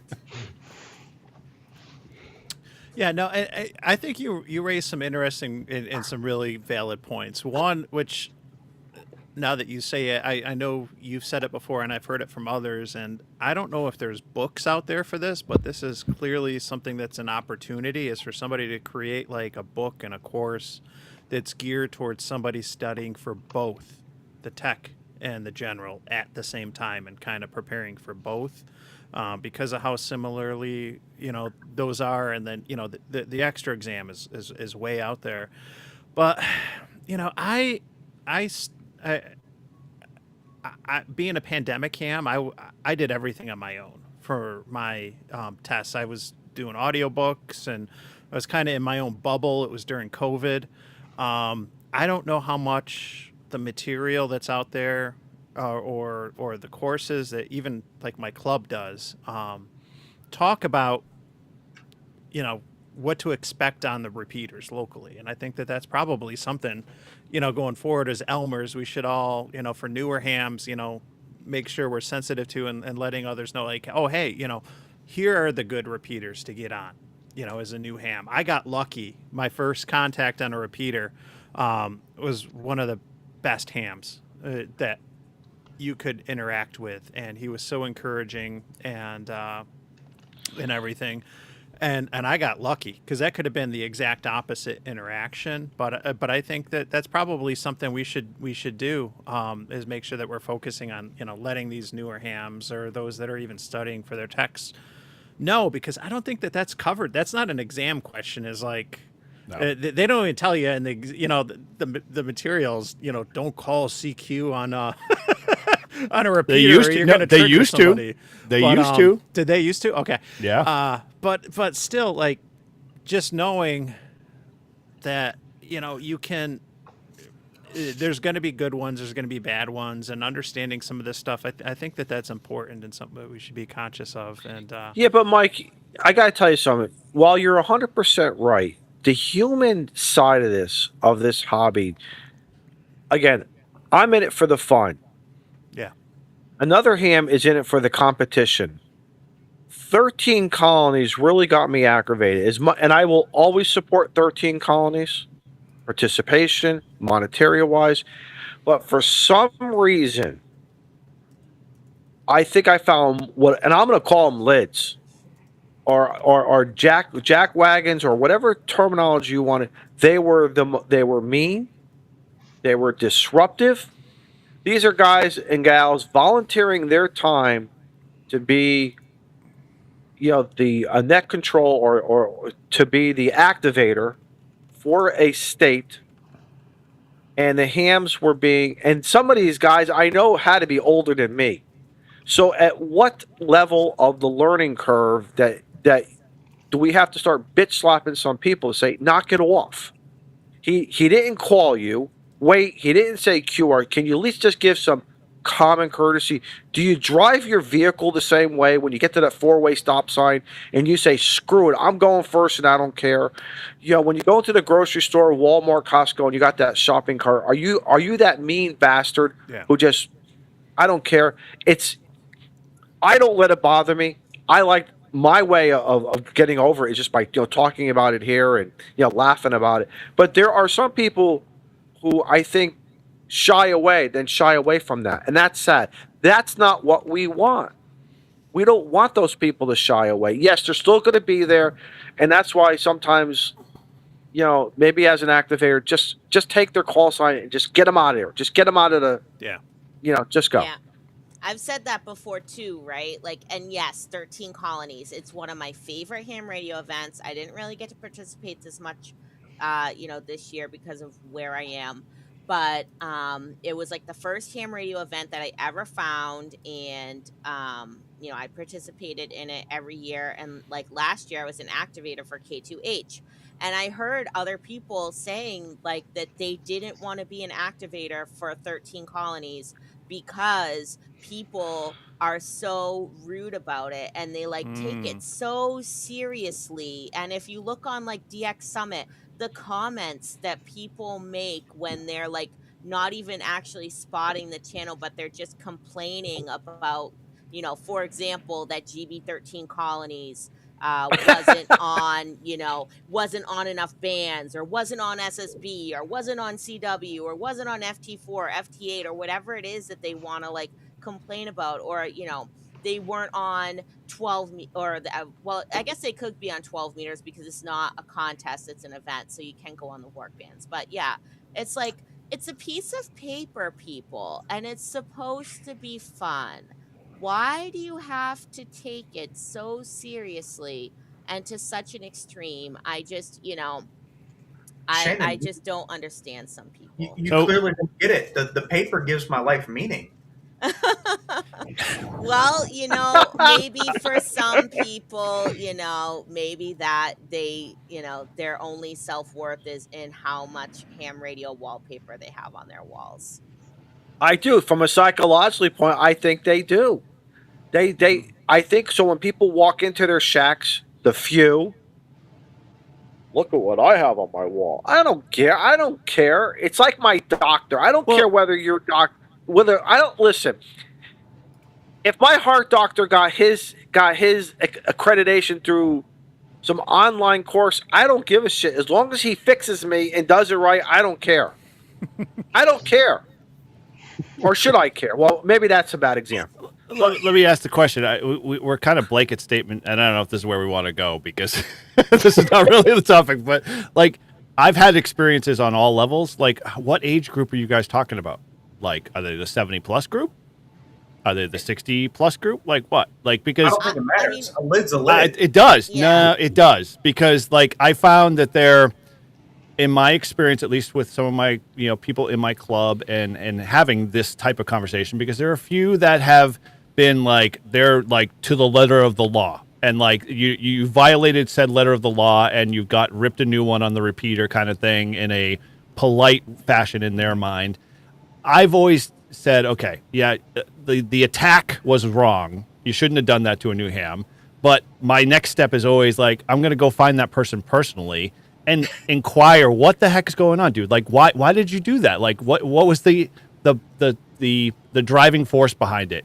And a lot of times they were like, well, I was just trying to help them along the way. And I'm like, well, dude, your approach really like totally soured that person out. I know when I was listening, you ruined whatever possibility of him getting back on or her getting back on the repeater a second time. Yeah. Because you've already told them, they're doing it wrong. And when I had that conversation with 3 or 4 of those people, I mean, granted, it does not always home run every time. I've had 1 or 2 been like, well, that's just the way it goes. That's the rule. I'm like, well, okay, dude, you're a lot older and I get where you came from, but you still can't behave like that. You're driving people away from the hobby. That sounds like a generational thing. I mean, It is. It is. I see very that much in so. the fire service. The boomers gatekeep very well, and they are Ham radio very hobby is set. no different. Yeah, they're very set in their way, and I see this in amateur radio too. This is why I'm not a member of a club anywhere.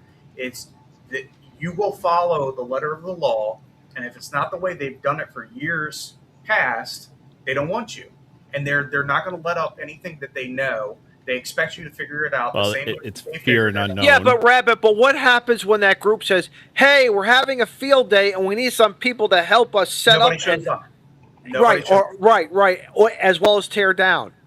Hello, you just pissed off how many people, your potential people, to have fun and learn. And then we have the same conversation we have in the fire service as we do amateur radios. Well, how do we get all the younger generation in? Well, it's because you already left a negative taste.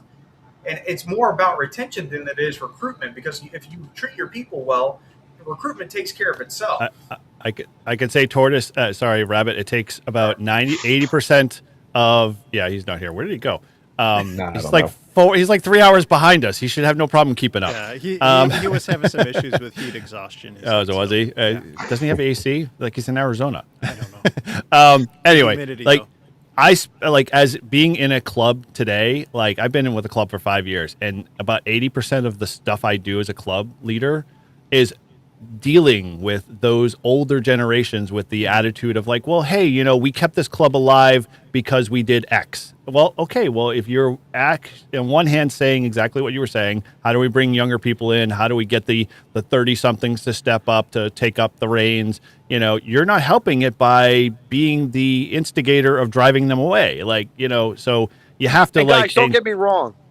I am all about legacy. Sure. But there's that fine line. Am I right? There is about ethics, legacy, and there's a certain line of what is the right way of doing it. And that could be subjective depending on the topic. But some people have just got to loosen the belt and just lighten up. Listen, I'm 62 years old, and I have always felt I will never be that crotchety old guy. I will never be that way. I don't want to be that way. And I rather just take somebody, like you said, it's all in the approach. Take them offline. As well, both sides. Yeah. Dude, why did you tear ass on that guy or that lady the way you acted? And then on the other hand, go back to the other person. Hey, listen, they're having a bad day. They didn't take their freaking Metamucil or whatever is going on in their life. No excuse. But tell you what, though, I care about you, and I want you to back on that repeater. I want you to come to that club meeting. I want you to come to this operating event. I want you there, and I'm sure there's a lot of other people do. Don't let that one or that two ruin. Don't. And I think we need to be more vocal with that. Yeah, I got a quick story with some good lessons in it, and and it'll tie back to you, Izzo, in a minute. Just bear with me. Don't tie me Everything up. Don't six tie ways me up. to Izzo. I'll try Don't not to, tie me up. I'll try not to time out the repeater here. So You got 3 minutes. Go. my buddy Jeff in the chat, KE2ELI, he recently started what we're calling the newbie net locally, and the focus is to try and have this be a net that's very welcoming and conducive for new ham radio operators, old or young. Age doesn't matter. And, as you can imagine, there's not a lot of new ham radio operators, so it tends to be, a lot of the old guard. But nonetheless, he has a question for each of the nets. And one of the recent ones he asked, for the older operators, he was like, what's a mistake that you made, early on? And so a mistake that I made that I talked about, and I might have even touched on this. I can't remember if I talked about this on the Ham Radio 2.0 live stream or not recently, but I went out after my son Ben got his technician, and we were out, and I misunderstood how it worked with my privileges and his privileges, and I thought as long as I'm right there, he could be operating on HF as a tech using his own call sign, not mine. I made a mistake. And so we're out for POTA, and and we worked a couple local people. I don't know if we were on 20 or 40, it doesn't matter, but I get an email from one of my Elmers, and he's like, by the way, very nice. Or just so you know, didn't call me out on the air. Worked us, and now you look back with 20/20 hindsight, and that's why I was like, oh, Ben, I wasn't expecting you. And so it's like, oh, okay, I get it. Didn't call me out, didn't dress me down or anything. It just very, hey, by the way, that's not how it works. That's a term, Jimmy, Mike. That's a term. Dress me down. That's a term. Yeah, and that's, and so we went back and forth. I was like, oh, this is how I thought it works, and nope. And again, I would only been a ham for a couple months, and I was still kind of new in POTA. The good thing about that is that encouraged Ben, and I was like, hey, sorry, bud, you can't play radio with Dad until you take that next test, Nice. kind of deal. And and he did, and he passed his test, and the same ham, that reached out to us after, who happens to be the mapping coordinator for POTA for New York State, and is in my club and everything. He's like, hey, I'm going to the, this Ham Fest this weekend, and there's a new park that was just added. I'm going to go there. And, we went to the Ham Fest, and Ben and I went with him, and the three of us activated a new park right after. We worked Izzo, and, I was still a new ham then, as was Ben. And I remember I was like, oh my gosh, that's Izzo from Clubhouse, and and your son sounded a hell of a lot better than you. Yeah, just so you know. and so like, Wow. and Wow. Izzo I'm sent only him the kidding, QSL card. When I was emptying Ben's backpack out, like, from school, like he was carrying like Izzo's QSL card in his backpack for like a while. I mean, but at the end of the day, like it all comes down to these two things. I want to point out, like, one, somebody like Jeff taking the initiative to create a net that's welcoming and focuses on new ham radio operators. I like that idea. I love that's that. good.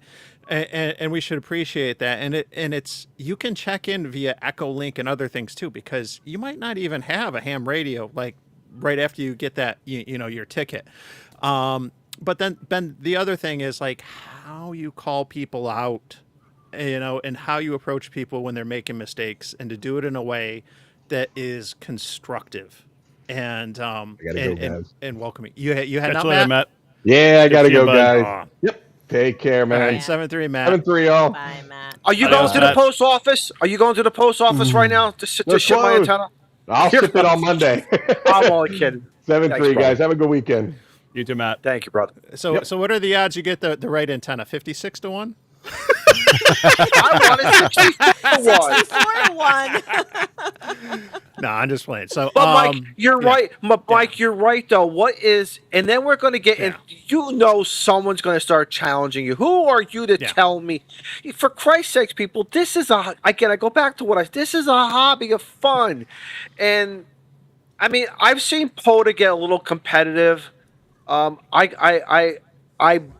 browse more of the Facebook POTA group now.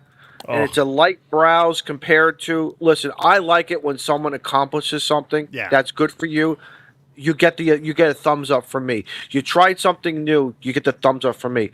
But when it's just, I don't know, is it as we are as a society now? And again, are the new chess players and the new chess and the people who do bird watching and the canoeing and the kayakers and the new boaters, are those groups going through the same thing that we are going through? 100%. There's a lot of crabs out there. Why did you take the old, buoy on the left, or is it left buoy red and right buoy? I don't know what the buoy markers are and how you're supposed to proceed. But are they yelling at them too? Dead, something like that. Yes. Are they doing the same thing? Rabbit, I'm sure it was the same thing. The first time somebody pulled that ladder truck, why did you pull it in that way? And why did you turn it? Or this is the marker in the firehouse that you should look at to make sure that the back end is like. It's all how you say it, though, right? My captain at work just got his captain's license for waterman doing crab potting, and he said it's the same way on the water with how people treat newcomers. I feel like it's any hobby, right? Any hobby or profession. Mm-hmm. You're going to have those group of people who feel threatened, with the newcomers coming in, and they just lack the social skills on how to treat new people. So that they overcompensate by being, and I'll be kind here, authoritative or verse. Because I can say the 4-letter word, but we have a lady here. We have ladies in the chat, but.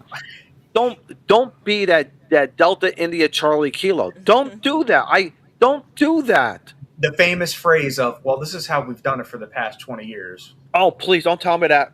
Charleston 6. That's all I'll tell you. Charleston 6. Yeah, but they've always been told that themselves, so they're just passing on the same slack that they get.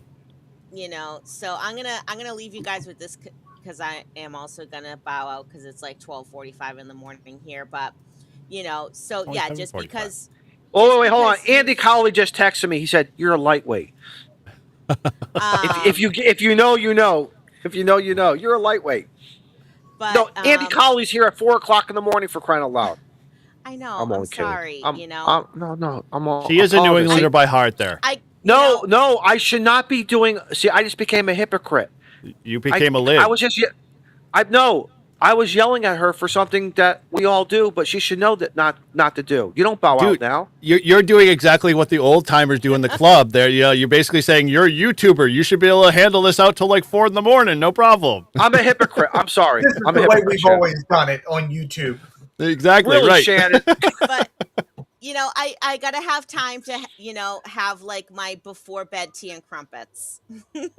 Well, you're now into having it for breakfast at this point, but yeah, exactly. So just because you've done something for like 20 years doesn't mean that you have to keep doing it that way, because there's this old anecdote about like the mom is making the Sunday roast and she like cuts the end off the Sunday roast, and she's like, I don't know, that's because that's the way my grandmother always did it, so that's the way I'm gonna do it. And like, come to find out, like, the reason why the grandmother did that is just because it didn't fit in the pan.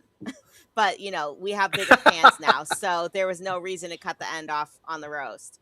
But and rules change too, right? Like protocols change, so a lot of times maybe this old guard, they're not keeping up with the way things are now. Like somebody had said, even in some Facebook post or something, I can't remember what it was, but they were saying like, oh, in the UK, can't they only use 400 watts is their limit? And I was like, no, they can use 1,000 watts. But I think that is something that just sort of recently changed. So that's the thing, right? Like, you kind of have to keep up with like the way that things change.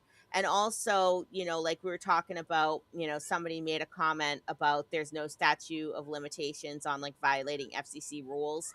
But it's like, okay, so if somebody calls CQ on a repeater, is that an FCC rule? No, it's like sort of one of those gentleman agreements things that like you just don't do. So is like a baby bird gonna die every time somebody calls CQ on the repeater? No, it's not a life and death situation. It's just, somebody did that. They didn't know that that's like not really something that you have to do. You don't have to say CQ. You can just say, M0OHT listening, looking for any It's a stations to courtesy. come back. Yeah, it's like, and so they, when you're correcting somebody, just have common courtesy back. So, someone else had said something about like lead with kindness. So yeah, the world needs more kindness. What the world needs now is love, sweet love. It's the only thing that there's just too little Now I got of. that song in my. Now I got that song in my head. But No, you're anyway, right. You're absolutely right. You're right. But with that, I am gonna head out, guys, so I can, do my little nighttime routine before bed, and hopefully go to bed before the sun comes up here, because the sun comes up really early here. When you are like 10 degrees higher in latitude, it makes a huge difference. The sun like stays up a lot later. The sun doesn't set here until like at least 9:20, I think. Maybe 9:15 now, because it might have gone back a couple minutes. When we first got here, the sun was setting at like 9:33, which was like, I can't get Miles to go to bed because it's like, Mom, it's still daytime. I'm like, child, I need a break. You need to go to bed. Well, cheerio. Good day. Tea Yes. and carpets. Yep. Pip pip, cheerio. Have a good night, everybody. And maybe by the next Northeast Ham Radio, I might be back in America. America. Depends on when it is. America. Yep. Well, good to see you from over the pond. Good to see All they right. get Good to good see you. internet. Good night, everybody. 7-3. Later. 737. 733388. Love you all. Bye-bye. Yeah, I don't know where this went. I mean, we were supposed to go back in time, but I don't know if this back in time. Well, no, but kind of history is direction, but- repeating itself because, again, again, you guys know I'm blessed. My grandfather was the old guy, but he was sort of hip in his own little way. He didn't get hung up when sideband came around in the late 60s, I think it was, early Yeah, took 70s. Spark Gap away from him. Yes. And I mean, even though he was a CW man, true. But and then I remember when he bought his first HT. He was cool about it. He didn't use it a lot, but he wasn't defiant about it. He wasn't mean about it. If he was mean to us kids, or me when he was teaching me how to solder PL259s on. That's your 100th or your 120th, and how come you didn't do it this way how I taught you?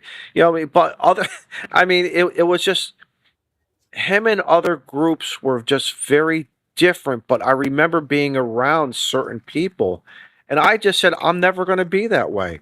Just like with certain parenting things with my kids, I am a totally different how I was raised, and I don't want to turn this into a therapy show, but there were certain things that I did not like that went down in my house. It wasn't mean, it wasn't criminal related. It was just some things I just said, when I become a parent, I'm going to be a different type. And I always remember that in my head when I have to handle a situation with my kids. Now, how do I want to be? Do I want to hold myself true to those words, as well as within this hobby? Even within this hobby, it's the same thing. I love talking to new people. I just, I'll tell them, just try. Don't be afraid. Don't be afraid. Just don't kill yourself. Don't fall out of a tree. Don't electrocute yourself, and everything's going to be okay. Like with Mike, what Mike did, I'm not going to be the guy who says, "Hey, Mike, you should have known. You should have told your son. You should have told your son. I'm operating N2 MAK. That's my dad, and he's sitting right next to me." Yeah. I'm not going to be that guy to tell him. That's for Mike and his son to have that discussion in their privacy of their own home, and I respect it. And however he's going to handle it, you handle it. If he keeps doing it, that's the issue. If he continues to do when he knows better. Yeah. And- Like somebody pointed out too. Hold on, Mike. ahead. Somebody pointed out. I think it was KE2 LEI pointed out the FCCs are not. They're not laws. They're not laws. But I think we have an obligation and responsibility to adhere to them because that's what allows you to get your license. What you do with it is Got a subject point to on that what you one, want. but Mike, go ahead. I was going to Yeah. say, James, our good buddy James Quirky QRP, had a good comment earlier on. I don't think I started, and I'm not going to go search back for it. But he, to paraphrase, he basically said, like I tell people to focus on memorizing everything to pass the exams and then worry about learning later. And that's kind of like how a lot of people look at this is, getting your license. It's a license to be a lifelong learner in this hobby. And I think a lot of people go into the exams and just worrying about getting passing, and that's good. And I've learned far more, and just by getting on the air, by building antennas, by trying different things. And along the way, I have made a ton of mistakes. Maybe some of them were illegal, maybe some of them weren't, Sure. but at the end of the day, like that's how you, one of the best, teachers out there is failure and mistakes if you're willing to embrace that. And some people look at that as whether it's a sign of weakness, a sign of incompetence, or whatever. But at the end of the day, like going out making mistakes, whether it's because you're just trying to RF around and find out, or you generally make a mistake, you forget to bring your battery, or you accidentally are operating out of band in your privileges or whatever. Those are all ways to learn, and that's a good thing. I tell you a story. Because we're not perfect. Can I tell you a story? Kind of bring it back to what the show is about. I was blessed of being given a couple various radios. So I got licensed, I told you, in the summer of 1989. I was given a Kenwood TS 120, I think it was. Yeah, the 120. And I knew I could only operate on 10 meters, basically, with it. The other bands were for listening only, for sideband. The old man took that away because he was going to do something else with it. He gave me another HF rig. Mm-hmm. I bought my first radio that I bought, my own money, was an Unit N HR 2510. And I got excited. Because it was my first radio, HF radio. The other one was the Kenwood I told you earlier. So it was amazing how some hams were so supportive. Go Izzo, and now you can build a dipole. You can buy the Moxon for 10 and this and that. I forget the famous. The company changed its names. I had a Vertical. I had a Cushcraft? Vertical. Cushcraft? No. It was a Vertical for 10 meter. You could use it for 10, 11. It had the tuning rings. If you said the name, I'm having a brain fart being old. Anyway, some hams in my local area were so supportive. They bought one too. They had the Radio Shack model, and other hams were like, "Oh, there you go. They're only going to Antron. use it for." Antron. Yeah, no. Yes, the Antron 99. Yes, it was. Thank Thank you, you. Hillbilly. Okay. Thank you, Hillbilly Hillbilly. Ham the rescue. And that's a great Vertical. That's still a great. It just changed. It just changed its name now. But anyway, Yeah, the A90, the SolarCon A99. Yeah. SolarCon, correct. Yeah. But it was I distinctly remember some hams were so supportive. Hey, when you get your Antron 99, add the ground plane kit. Try this. Play with the rings, this and that. What time of the day? I remember I was on third shift. Run home. You can work. DX in the morning, in the afternoon. Go to sleep for a couple hours, whatever you got to do. Get up in the late afternoon. And you can work. The southern part of the United States. You can work into the Caribbean, and they were very, very helpful and mentoring and loving way.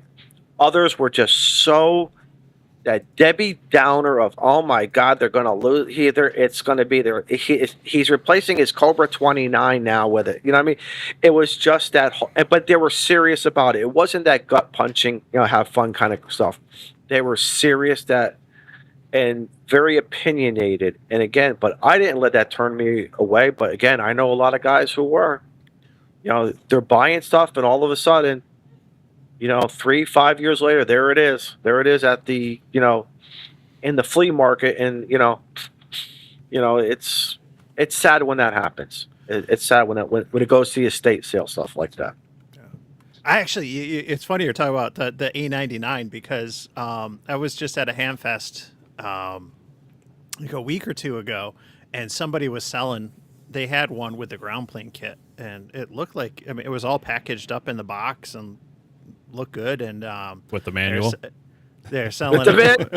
Yeah, that's the bonus. That's the bonus right there. I'd love to hear from you guys. On the stream or in the chat, they were selling it. A99 with the ground plane kit for $150, and it didn't sell. It got boxed up. It got put back in the car, and the guy left. I went out and saw. I was like, ooh, that actually might be a good deal with the ground plane kit. And I'm thinking like, ooh, I got some CB radios now. I got some 10-meter radios. Like this could be fun. And ham sticks were like that for me, and that when I first started in the hobby, and they were the only price point you could afford, kind of getting in with a low budget. And then that's right. When I got back in, I was like, I had them, and I'm like, I remember how much of a pain in the ass they were, like just to get them to tune and deal with the ground planes. And I quickly just moved them out of my life as fast as I could. Did you guys have the stigma of the G5 RV in my area? No, I had a lot of hams who had okay, one. so Louis Varney, G5 RV developed this dipole antenna. You could use it with ladder line. You could use it with 300 ohm. There was variations of it. It was always being marketed as a great antenna. Well, it was an incredible antenna for 20 meters for what it was, but you can use it on the other bands. Yeah.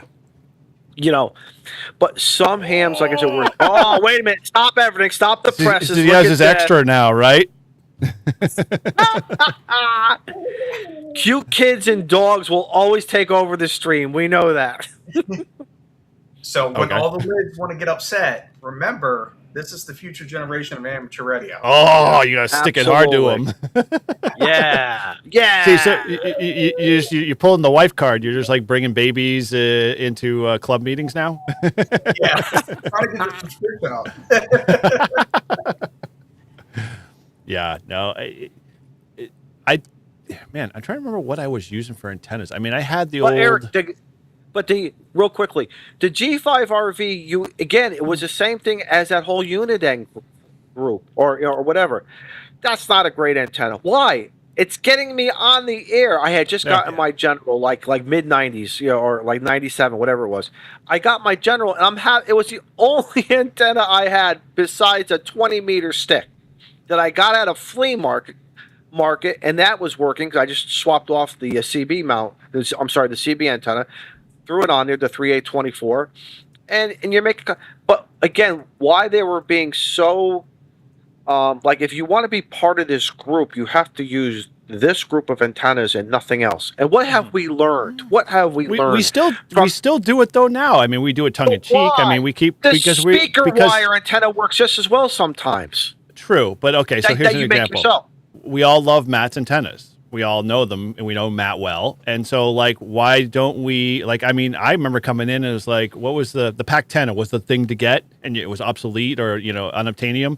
And so Matt showed up on the scene. We're like, oh, we're gonna make Matt the next king, kind of to take over our lives. And I promote Matt's antenna because I know it works. I've had hands on it. I probably should try a PAC-10 someday if I can, figure out when and to get one. But it's like that same thing. Like, I remember hams growing up when I was in my teenage years, and I was like, I could barely have a pot to piss in, had a part-time paper route kind of like work at the convenience store. Yeah. I couldn't afford the half of the radios that I wanted to get my hands on. And so, like, whatever they handed me down was like stuff that probably could have worked, and I had no idea how to make it work. I mean, like I had a couple of verticals that they gave me, and they sat over in the corner of the garage because I couldn't figure out how to get them up and running. And the talk about match tuning. What the hell's that? Like I think the big thing, and I was lucky, and I don't know about how you're at. It sounded like you had similar scenario. I had a couple of Elmers that were Elmers because I had relationships in Boy Scouts, going through Boy Scouts, stuff like that. And they had done radio. They were already hams. And so when we went out to do stuff out in the wilderness, having the radios were awesome and a way to back, communication and all that other stuff that they just kind of led me more towards, getting into the hobby. And then when I got in the hobby, they stuck with me. They were the people that stepped in the gap when the lids decided to open up and, put double barrels on me because they knew like, what we know now and we hear all the time is like, the younger generations, the up and coming generation, the only thing we're not doing is being those Elmers stepping in the middle of the gap sometimes and saying, guys, let's change the tone here. Let's change the mindset. Let's be all on the same team instead of Team ICOM and Team Yaesu, kind of thing. I don't know. That's kind of my take on it. No, you're right. And I still think to this day, Matt, between Rabbit and Mike, maybe they're seeing it. That what you and I have already experienced, there is always going to be 1 to 5 guys who are going to be complete dicks. Yeah. And that's just who they are. I think when they go home, they probably kick the dog. They probably don't tip appropriately. They probably don't give the trash man a tip every Christmas time or whatever. Again, I don't think there's any kindness in their cold hearts. And that, listen, you want to be that way, that's fine, man. I salute. You have a good day. I don't even want you in my logbook. I don't care because I'm not doing this. My contacts are not retrieving me $10 a contact. I'm doing it for fun. Period. Fun. I think to answer Mike's question really quick, what did I go back and tell myself when I was younger? I would get more of my friend. I would get over the unpopularness of ham radio at teenage years and get more of my friends involved. Like I had we had 4 people like totally that were mostly Boy Scouts that I had relationships with that were also in the high school. And that's what formed our ham radio club. But there was 4 people in our ham radio club total. And the co-sponsor, the teacher wasn't even a ham radio. He was an electronics teacher, but he saw the value and kind of supported us in there. But I wish I was more brave that when I was playing football and stuff like that, on a high school that, when they said, oh, you play ham radio, you play that geeky stuff, standing up would have been better to say, hey, come over and play with this. This is pretty cool. You'd probably enjoy it instead of making fun of it. Good point. Yeah. Yeah, and I guess like at the end of the day too, if I could go back and tell myself, and maybe this is kind of unpopular because, on one hand, it is how I learned and it was successful. I did a lot of memorization and everything, but if I could go back in time, because there was a brief window when I was a tech for like a month before, I got my general, and I wasn't sure what I was going to do. I thought I was just getting my tech and that was it, one and done. But it was that first contact on the repeater with Tim WB2KAO. He has a repeater.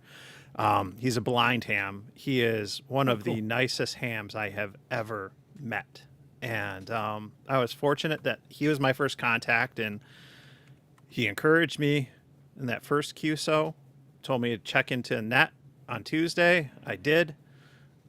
He wasn't dogging me like, oh, you gotta level up. He was like, I hope that while you're still have this fresh in your mind, you consider going on. Yeah. And that was actually, it was what I needed to hear, to be honest with you. But I did a lot of memorization, and I kind of didn't know where I wanted to go with things. If I could go back, I'd point out to myself like a lot of the things that I'm enjoying in the hobby now, and that I've done just in this last month alone, are all things that techs can do. Okay, a month ago, went out in the June VHF contest. Techs have privileges on all the VHF, UHF bands. If you want to go run, a gallon and a half on 2 meters, you can run a gallon and a half on 2 meters on 23 centimeters, whatever. Yes, you can. You can do that as a tech. you can get busy on the microwave bands as a tech, and there's a lot of extras that have not gone above, 440. Like they just ain't, right. And it's fun, and it's a good learning experience because you're operating in the extremes where you're dealing with the reality of feed line loss, but you also have the opportunities of gain. It can teach you a lot about everything from coax to antennas. As And- long as you have somebody that can Yeah. walk you through that, because if you don't, Yep. my gosh, that would be a nightmare. Yeah. And I mentioned earlier, like I was playing today, like I brought the Radio Shack radio out. I was on 10 meters. Or at least it said I was on 10 meters. Who knows where I was with the drift. But I was supposed to be on 10 meters. And that was fun, right? 2-meter simplex net did that. A lot of fun on 2-meter simplex, and that this is stuff that I've been doing regularly.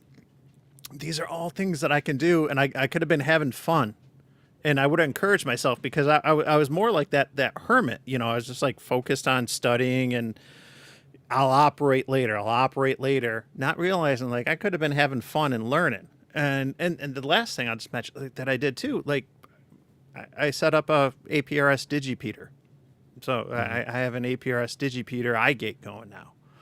That's something a tech could do, right? And there's clearly some extras out there that wouldn't have a clue without the interwebs on how to figure out and set one of these things up. But like, Hey, help me out for a minute. yeah, If you're a tech meter, if you're a tech, me. what the heck did that come from? Tech. Obviously, 10 meters. You have phone, but you also have your digital sideband portion. As you go lower, 15. Is it 15 and 40? What? I'd have I know to pull that up I know my- that you can do some CW on 40. I feel like 20 without looking. 20 you 20 can't. is a like no-no. 20 is like Yeah. a no-go. That was like for encouragement to like level up. But I think my you can do point- some CW on 40, and Okay, I'm not sure about which is other- also FT8, correct? no, so, you can do technician can't do it. CW. Like it's Not FT8. Yeah, you can You- do so you CW cannot do as a FT8, tech okay. on 40. Yeah. Okay, my mistake. Because I was going to Yeah. promote if you could do again for those techs who Yeah. don't want. But again, we all know the encouragement of getting that HF privilege because Yeah. it changes your whole viewpoint, your learning, your fun, in so many opportunities. But Mike, you are 100% right. If you go the opposite way, you're already there. You have it. It's You just can do a lot. you could do a lot. Pick your poison. Yeah, I think it might have been interesting, for me as a tech that month, and I got my tech in November at the end of November. That's 10 meters is open in the winter season versus the summer. I was making contacts today, but certain bands are open certain times a year, a lot more consistently, and geez, if I had gotten, a radio for 10 meters and made a dipole for 10 meters and, got that thing up, like I might have had fun. I might have learned a little bit more. It might have helped me in that process. At the end of the day, I have no regrets or anything, but if I could go back, I would tell my past self, like, hey, a lot of the privileges you just earned, you're having fun with 5 years from now. And you can be Yes, doing this I now. agree. I agree. Yes. There's no need to wait. Like, grab Here's the that- thing I would throw grab with the that mic technician and get piece. busy. Is like we forget we've got software on computers these days that can do a lot of the macros for CW. If I knew I had that capability when I was in my no-code technician and being able to use CW on the portions, I probably would have done more CW or been compelled to. But because the only thing I had was the key, and I had to figure it out in my brain and my hand coordination, it just fell flat because it tied my hands. And so from a new technician that might be listening, yeah, dude, you can use things like N1MM and others, tools, or even just some of your radios will even have a decoding capability. You can go play on 40 as long as you're in the CW portion and learn, to kind of fumble around with translating, CW and and then give him maybe you can first convince yourself to go do CW on your hand. I don't know, but See, my something- thing would have been listen. I think at our young ages, we all have those different attractions. Again, mine in the late '70s, even though hanging out with my grandfather was priceless, priceless. Again, you guys have heard the stories, you've seen the pictures, But if I could tell myself, listen, you're going to spend more time building Go boxes. Again, Randolph Mantooth, who just recently passed away a few weeks ago, was one of my actor heroes. And I didn't know what a biophone was, and when he's calling for that medical patch back to Rampart Hospital, which is still standard in today's industry of public safety, EMS, emergency medical services, right, Rabbit? That biophone, I could not wait to start building. Okay, when I was driving a potato chip truck, and I had to bring in my own AC Delco AM/FM radio, my CB, then finally my tube. I didn't realize I was building primitive boxes with regular batteries, and then all of a sudden this new company called Bioenno comes along and shows us a different type of chemistry. I would have had more time, but I think just through life, again, that crystal ball where we and Eric, we didn't have social media back then, too. You got to remember that. So also, I don't want to say distract us. It was Saturday morning coffees, breakfast. That was like where we had to get enough gumption to be able to ask the question without feeling stupid. Right, and everything. Because to me, I think I would have spent more time having a better workbench, better material to build my stuff. Now, sometimes, even to this day, even though I've built like 5 versions of the box, you can't see it, but the box behind me, because every time I revise the boxes because my operating style has changed, or I want to lighten it up, or I want to put something new in it, this and that. I just wish I had better tools here to make it happen a little bit easier, instead of me having to revert back to the YouTube or something to watch other people's ideas. I want to take my ideas and make my ideas work for me the first time, and not have to go into this phase of slowing down the process of it. But hell, man, you're still having fun, and I'm still grateful. Still very, very, very grateful, of it. So. Well, glad to entertain you with our lovely Boston and New England accents. Very cool. So, yeah, I mean, it's there's a lot I wish I had, but I think it was also a lot simpler for me back in those days. Like, I had very much, like smaller goals. Like, I wanted a radio. I needed it in my car once I got my license, kind of thing. But I never really had any grandiose plans. Like, HF for me was like, they always threw the younger guys on the field day routine for the late hour shift. So it'd be me and 3 other guys, drinking, whatever.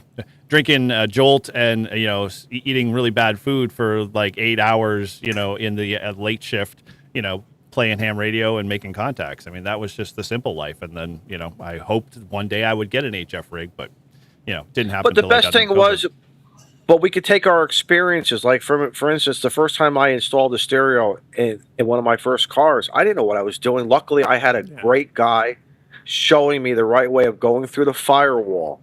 This day, I could still do it conceptually. I don't care whether it's a 2026 or a 1978. It's the same thing. You got to be careful going through the firewall. Just a little smarter. Yes, you're not cutting electrical harnesses and rewiring and patching your own thing. Right, splicing and dicing. Wondering where you get the RF. I think I was a little spoiled when I became a technician, and Mike, you might be able to relate to this. When I became a technician, it was in 2022. So I had the plethora of the internet at my disposal of figuring things out. But I will say that I was very blessed and got a 991A soon thereafter. It was like 2 years after I got my technician. And 10 meters was hot at the time. And it was making those few little contacts within the technician portion of the band that I was like, all right, I got to lock in. I got to get the rest of this because it's not going to last forever. And it was Easter Island that sealed the deal for me. Oh, hell yeah. Easter Island. Excellent. And it was trying to figure out how to do a split transmission on the fly and I got Five it. I got up, it five to the up. logbook, and I was hooked. I was like, I have to get my general. Yeah. So, But Rabbit, that's awesome. And you know something? And I think for myself, I would have to stop and think, wait a minute, how do I do this? It's not something that you do all the time. But you know there are some guys out there who have done it, who still screw up, and because you hear them on the other frequency saying you're supposed to be 5 up. You know, you're call I did it for like an hour or two, and I was like, why? What? Who's yelling at who? I'm like, 5 up. What does that mean? what does that mean? That's the first thing. What does that mean, right? Yeah. So I I got bored that's of awesome. it, and I shipped it up, and I ended up hearing everybody calling in. Only by That mistake. one-way transmission, right? That one, right? You know you're doing it right when you can hear that one-way transmission. Yeah, Yeah. you raise an interesting thing, which I've thought about, and I was thinking about it earlier too when Shannon was talking. But it kind of comes down to privileges, and then the radios that are out there, and everything else, and you know, you get your technician, and so yeah, you got 10 meters, right? I think like and the 991 is great because there's a ham locally who had his tech for the first, you know, for a couple years before he upgraded to general. I don't know if he went to extra, but he had the 991A, and I used to when I hear him talking on nets about all this stuff like he's doing on 6 meters and 10 meters, you know. Meanwhile, you know, I went from tech to general to extra like month to month to month, you know, and I was just like, dang, like this guy's doing everything that he can as a tech. Like he is just killing it on 6 and 10 and everything. He had a 991A. Like if you gave like a 991A, I think to like technicians, like that's awesome. And it's unfortunate that we don't have more of these like all band, all mode radios that will do things like that, because if you're a tech and you're a little bit like price adverse, cost adverse, getting into the hobby for the first time, you know, you're spending, you know, it could be $20, it could be $150 on your first HT. And then, you know, there are these export radios out there. There are radios out there that'll do, you know, 10, 11, 12 or something. But do you want to spend, you know, $200 on something like that? Or if you're going to be limited versus, you know, buying an HF radio, you know, something like the 991A, but then now you're talking about spending, you know, $1,000, and you can't use all of it, and it can be like a little discouraging and stuff. And at the end of the day, like I want new operators to be able to use their privileges, use what you can, and there's just not that selection out there that easily allows for that. It's unfortunate. And the other thing too is the radio has to be easily understandable too. And I know Yaesu catches a lot of flack with their menu system, but with the 991A, it for me anyways was very easily understand.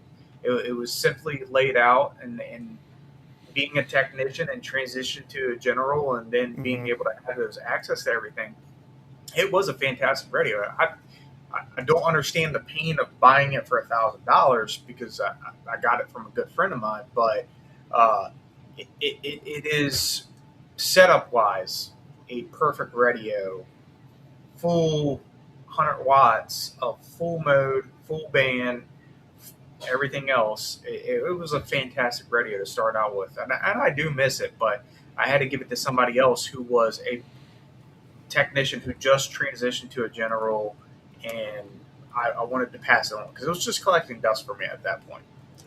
Do you guys feel that maybe, because I remember my grandfather said, we're going to start you off slow. Maybe that's why I got that TS-120. It was a basic radio, still like, I think the ICOM has this, I think it's the 718 or the 735. It's a basic HF radio, and I get it because I remember when I was 16, I wanted a 15. I wanted a certain car, and everyone was like, no, no, no. I didn't have the money. I had a little bit of money, but nobody wanted to fund me the rest. But now I saw it with my kids when they were 16, 17. We're not buying you a brand new car. You are not getting that brand new $60,000 car. Don't even think about it. You're not even going to get the $30,000 car. We're going to get you something to get you just from here to school, and to the job, and that's it. You're going to be limited to a circumference until your driving experience comes up, all different weather, and then we'll go from there. And is that the best?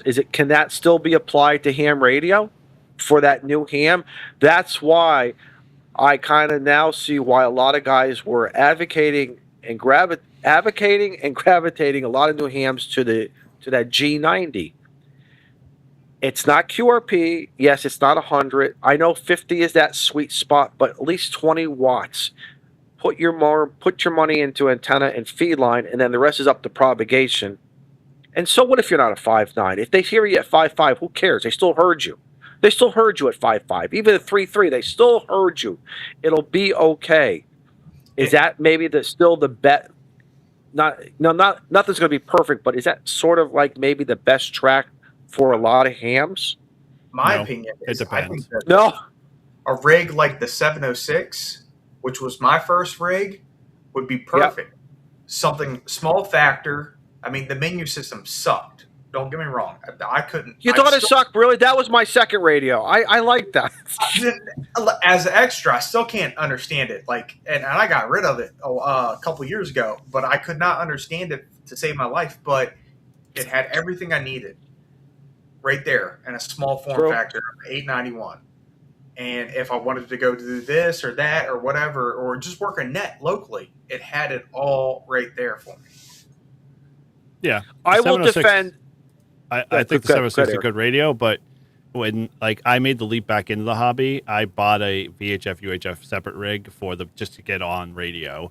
But then my first radio I bought was a 450 Yaesu 450 because I wanted to remember what filters were like, and all of those functions and features that the 706 had some of those, but depending on which one you got lucky if you had them in it. If you didn't, then right. you're if you did, correct. well. But the 450 had the DSP and all the filters and the notch and the the came with it and all out that of the stuff. box from the factory, and a tuner if you got lucky enough.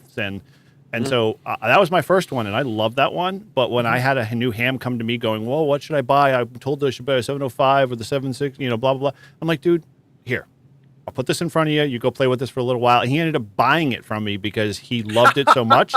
And he got he understood, oh, when I move the frequency counter, I just see the frequency. I'm not looking at a waterfall. I'm not getting confused with all of this other crazy stuff.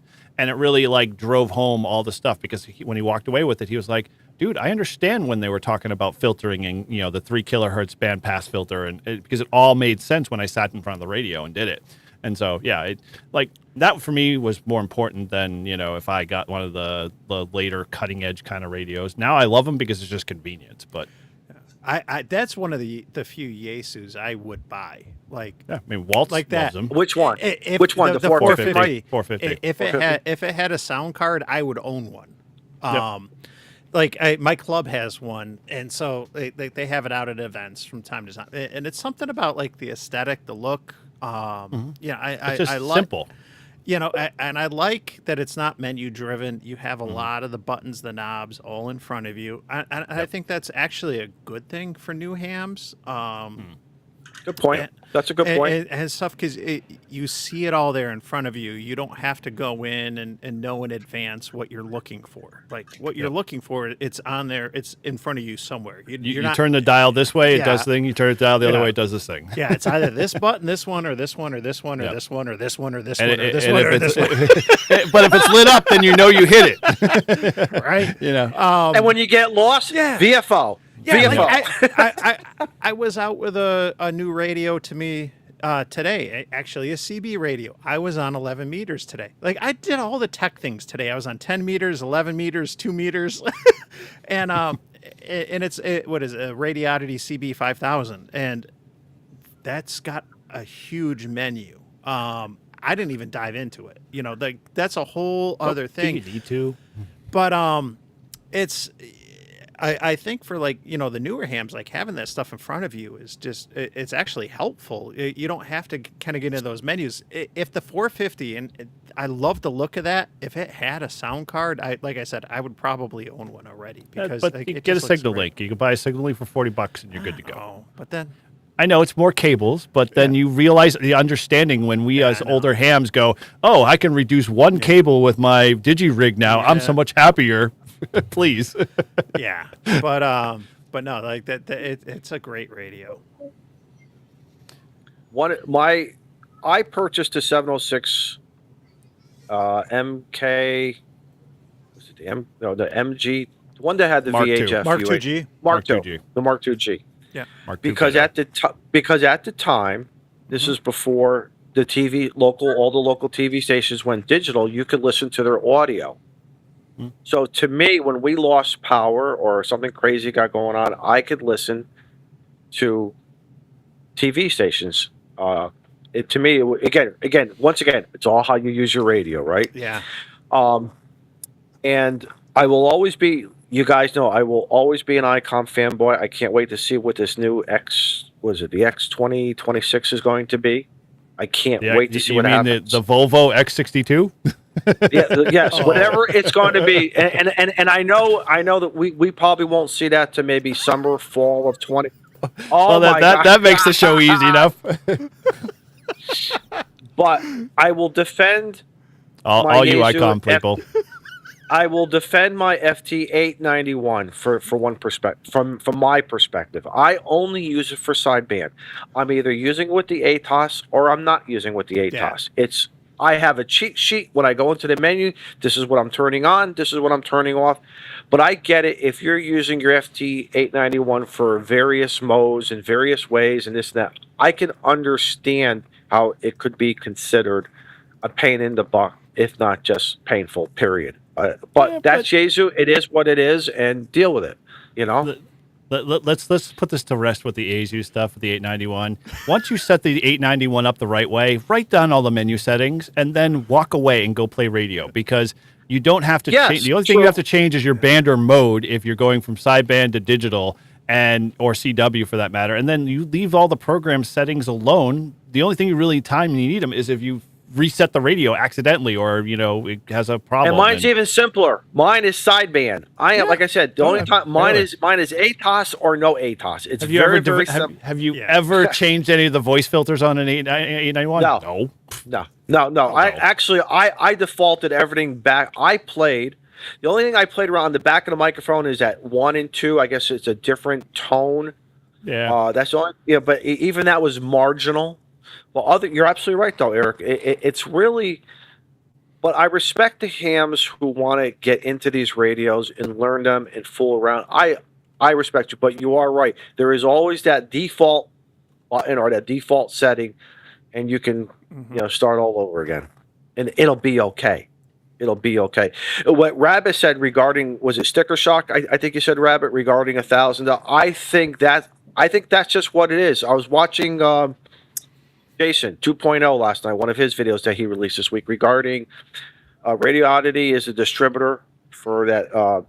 There's this new radio that it's like, I don't want to call it, from Zygu. Yeah. They were claiming it kind of looks like the Elecraft, but this and that. It's going to be a very interesting radio. I personally do not have any interest in it, but I think it's always nice to see something else coming out to accommodate how people are going to use as well. Now, again, what is that price? What is that? Is it going to be the $800 radio, or is it going to be a $1,200 radio? My personal opinion, I think if it's anything below 800 or below, it's going to crush the market. It's going to do great. Which one are we talking about? The Zygu one? The new Zygu. The new Zygu. The new Zygu. Guys, it's no different than the 6200 series, and you're just getting the amplifier now laid into it. I mean, it's nice and it's a pretty package. It's like they combined the GSOC. It was a three-way love affair. The GSOC got together with the 6200 and the amplifier all on a Friday evening, and lo and behold, they produced, the 72. Yeah, but if you could change it cosmetically, though, if you can do a cosmetic appearance and maybe make some minor stuff, I think it becomes very appealing, though, doesn't it? Yeah, but it's no different. The selling thing is it's the brand new hotness on the block. You have SDR. You have it's basically a cheap Flex, the Dollar General version of the Flex radio. But the 6200, the 6200 is already love the that. 6200 is an SDR. So like you're getting no different. Like that, you're not getting nothing new. The 6200 already does all that stuff. You look at all the specs and then you read between the lines. So you're I mean, getting so- the amp with it. But the only thing you're not getting is the true flex, networking capabilities, which I think if they short themselves on that, they've basically done an injustice, because they could have made it a networked kind of receiver, Well, and that probably would have been great. But Here's what I'm curious to learn. And this is, again, like the Speculation. grand answer is hams. Like it depends. It all depends on how people want to use it. And I think what's going to be interesting about this radio is how you might set it up. This is a shack radio, okay? But if I'll debate you on that. no, I don't think it's so. It's a shack No. radio. This- That's a do shack you- radio. and it Is you it? can, and Are you the same they person that actually calls the say- 710 a field radio? Don't I- answer that. I say the 710's a field radio. It's got handle. Izzo, tell your personal self that you're not gonna change this as a field radio. I thought that Mike. I thought that Zygo would offer the flexibility of a guy who wants to put it in an RV, a pickup truck, maybe. Yes, it may be a little, but I think we are gravitating. Like in my truck, in my Tundra, I've got that big. If I was to go down, no. I'm glad my new truck has that big, beautiful screen for my CarPlay and everything on there. And if you asked me 5 years ago would I want that, no freaking way. I don't need it. Back in my day, we didn't have any of that. We had two knobs that turned AM and FM, and there was the knobs there. cassette or the 8-track tape.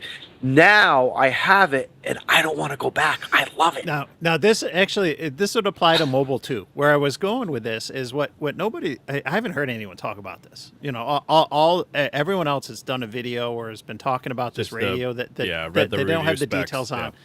The only one of the few specs that's out there is like how many 100 feet of Ethernet cable you can use to connect the head to the body of the radio.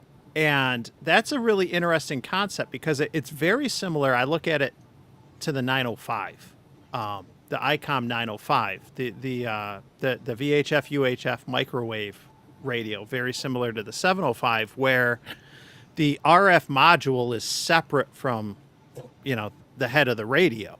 And that's very important at those higher frequencies, right? Because every foot of coax, doesn't matter how good it is, that's lost on those bands. Attenuation, right? But right. But on the HF, this becomes more of a convenience thing. Whether you want to put the RF module, into the back of your car, your vehicle, or if for convenience with grounding and everything else, you want to put the RF module in the basement, but you want to have just run some Ethernet cable up to the second floor and have it in the bedroom or your office or whatever. I think there might actually be some convenience there where you can have that that remote operating head tethered to the RF module or the base, whatever the right term is going to be for that thing. I'm like 8 Miller lights deep right now, but you kind of get where I'm going. Like, I think that there might actually be some convenience there, depending on how you want to operate. Whether it's shack or mobile. I think that there might be some convenience there. That Is you there don't a get from others. possibility? I'm going to speculate. I don't know if I'm going to see it in my lifetime. Is there a way that someone can come up with no Ethernet cable, and I don't want to say Bluetooth, maybe some type of IP address through your own created? Help me out, guys. With all, Like what is the there a way 3D of printer's already doing, where you can just link to the IP address? right? I'm wondering. You know where I'm going, Eric, on this? Is there a way that somewhere, maybe in the next 10 to 20 years, there is your RF black box, and I don't care whether it's in the house or the vehicle, but it's no cable needed to talk to the head in the microphone. Okay, so I see where you're going with it. There is the Flex World has that, obviously, with their am I just drawing a blank with their portable unit? Shoot. I forgot what the name is. Anyway, they have the capability. So you can go Wi-Fi, you can go wired, whatever. It's just basically your black box sits on your network cabled, and you can plug into it as a client connecting to it, or I can do it from my desktop kind of thing. Okay. I think the problem is that when you start to think about mobile or like having the distance, you have to deal with the whole issue of delay and latency that, Flexes seem to aid on, and a few others have solved, but, at an expense of, us paying premium, money this. So I think that cable mic is really just the convenience factor of being able to like put it somewhere else. It is. Yep. I don't think it's going to be one of those things you want to put close to the antenna, because like a 905 where you're putting the, the actual RF components like on the antenna kind of thing to save in space. But my biggest thing is like they had made an attempt at the GSOC, right? That whole GSOC thing came out, and that was sort of their attempt at trying to compete within the RF, upper echelon space of having a mobile unit with an SDR and a few other things, but it failed miserably because they just didn't do great on the software firmware side. That if they fixed those bugs and then applied this to the new unit, I think the 6200 would be much better as a radio, because it's basically already a decent radio, although I've heard people report saying the CW side of it kind of sucks. But from a sideband perspective, the 6200 is a great little radio. It works great, 10 watts. Having now something that's 100 watts, now you bump the bar up a little bit better. And if you can keep it under $800, then I think you get a lot more of the, the hams that couldn't afford the $15 or $1,000, dollar radio plus market. Yeah. They'll nab a lot of people. Hey, boys, I'm going to jump Good off job. real quick. Yeah, 73 guys. Glad to Good seeing you, Rabbit. hang out with y'all. Thanks, Rabbit. Bye, Rabbit. Be I safe. want to put a little bow on this myself because I should be scooting too. I've got to go do some maintenance stuff for servers. It's my Saturday. Hey, Eric, evening. I must tell you, Eric, you look very distinguished. Very, Well, I very. appreciate the feedback and thank you, but it's still not going to change. My wife barely talks to me now. She tells me I'm a Oh, stranger. that's not true. Yeah. Well, yeah. I'll have to document all this for now. I'm waiting for her to walk in and say, "Yes, it is out." She will. Bob, a cop, already, constantly says, you should keep it, even if your wife says whatever. And I'm like, nope. Partner You for do life. you. You do Exactly. So, but I don't know. Yeah, we'll see where it goes. In essence, after I have the teacher on to, basically pay it forward and do a whole bunch of things on a live stream with him and whatnot, then, we might take a razor to it. But you guys might actually get this, I know a nice barber down the street that does good shaves. And so Have him come into the shack. Have him come into the shack. No, dude, I'll go right to them. I'm going to sip bourbon. They have the, the bourbon and whiskey locker and, the whole 9 yards. So I'm going to make it all like, something that I want to enjoy. I don't want to do this in front of like my cameras. I'll record it, but all good there. So yeah, I think the biggest thing out of that I could take away from all of this is and Mike from the going back in technician time is be an Elmer. Like, don't worry, sweat the whether or not everything. Just be an Elmer to somebody in the hobby, and it will go a long way. Like I have done that to many people, and they're still sticking around, even though we have lids in our club that constantly tell them the way it used to be kind of thing. And, they come to me and go, should I trust whatever so-and-so? I'm like, yeah, don't worry about it. They're just cranky. Just move along. You'll keep doing what you're doing. You're having fun. That's all that really matters. Let that sink in. I agree. Like Shannon said, just be nice. Just be nice. We just need to be more nicer in this hobby if we're going to keep it going. That's really what it is, right? It's nice to be important, but it's more important to be nice. To be nice. Yeah. Yep. Don't be judgmental. Be curious is what Ted Lasso says. Yeah, no, Not to steal his thing. we at the end of the day, we all have what the newer hams don't. And it's experience. And it doesn't mean that we know more. It just means that we've been through more. Good or bad. We've made mistakes. We've talked to, jack wagons and lids and all that other stuff. And, at the end of the day, like you said, it's like, be that Elmer, be that encouraging voice for others, because my first contact, I still remember it. And it was very encouraging. That's the word, encouraging. And if anything, that's what I've tried to do with my channel is just share my experience and encourage others. Yep. Yeah, at the end of the day, that's what it is. You know, this is what I'm doing, and I hope it encourages you to RF around, find out, try different things. Don't be afraid to make mistakes. And you know, that's it, because there's so much to learn, and there's still, you know, hams that we have in our clubs that have been there for decades, and there's things they haven't even done yet.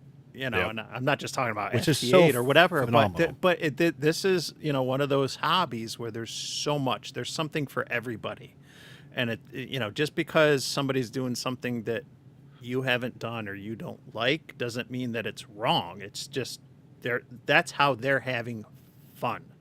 Yep. Correct. Let them enjoy it or whatever.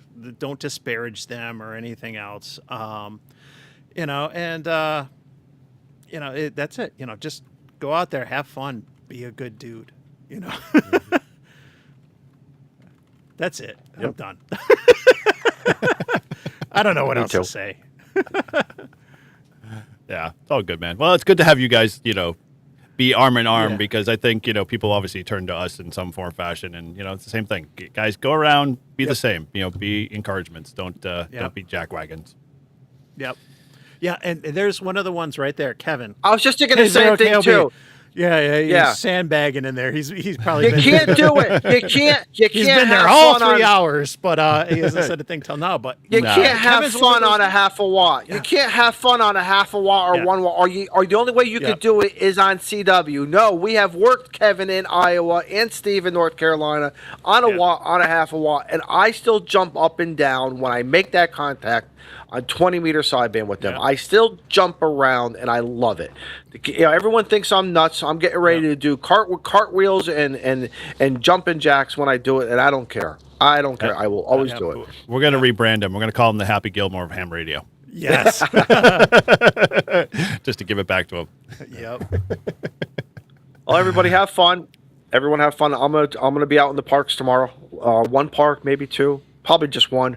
But I'm gonna try to be in my first park by 11, and then carry it over into the afternoon. That's the game plan, because I did all my chores today. I did everything I had to do today. Good. Here in the Northeast, it's gonna be a beautiful day tomorrow. So Bands are looking better too. So yeah. sweet. Mike, where are you going to be at? What's going on? I don't know. There's so much going on. It's just like one day at a time, right? But I might be out. I might be out tomorrow. If I'm not out tomorrow, I'm gonna make antennas, because like one of the things, and this was a question on the newbie net this week. Like if they asked, they're like, if you had one Saturday free, what would you do? And I said probably one of the most technician things ever. I was like, I'm gonna make dipoles. I got like 3 different dipole kits like that I want to make. You know, the only thing is I'm doing what every extra would do, is I'm overthinking it. Like what bands, how many links, and all this other stuff, right? You know, but at the end of the day, yeah. So maybe I'll be out at the park tomorrow. I was looking at the calendar. My son's got soccer evaluations for the next season. So I might be there. I might just be out, you know, playing POTA, or I might be wrapping toroids. I don't know. Wow. We'll kind of see. Nothing wrong with that. I made one video and I did 2 shorts, and I did a net today. Like you know, as far as like I could sit out ham radio the next few days and still feel accomplished after after today. But yeah, we'll see. Sweet. We shall see. If anything, I'll try to be on the QRP SSB net. Looking forward to it. Well, Yep. yeah, with me, you check out the Beard, you know, log. I have to say, if you want to find out more of my inner, deeper thoughts of why I don't like said, you know, beard, you know, check that out. Yeah, like Mike said, I've got a couple of videos coming through the pipeline, so check those out. And actually, Patreon side, we're doing our custom build now. So if you're a Patreon listener, you could get in on winning a we'll say a full complete satellite build. I'm taking the best of the bests of everything in the satellite FM world and putting it into a complete kit, and we're going to test the crap out of it, make it work, and then one lucky winner will end up getting it. So Cool. should be fun. But with that, I don't know, shall we kick the intro again? That was a cool intro. I like that. You want to run the intro? Yeah. No, yeah, no, for those no. that missed it. Yeah, and I want one of those JPEGs. I want that JPEG of me. I'll post them up on Discord. You can take a look at them up there. You do that. You do that, and I'll call the your that Ham Shack hotline. What do you call that thing? The Ham Shack That hotline. telephone number? No. Oh, you're talking about Live Free and Ham? Yeah. Live Free and Ham. Yeah, I'll give you guys a phone That's call. still around, guys. Izzo, the next time you call, you need to do that with an auto patch on 220. If you can find one. If you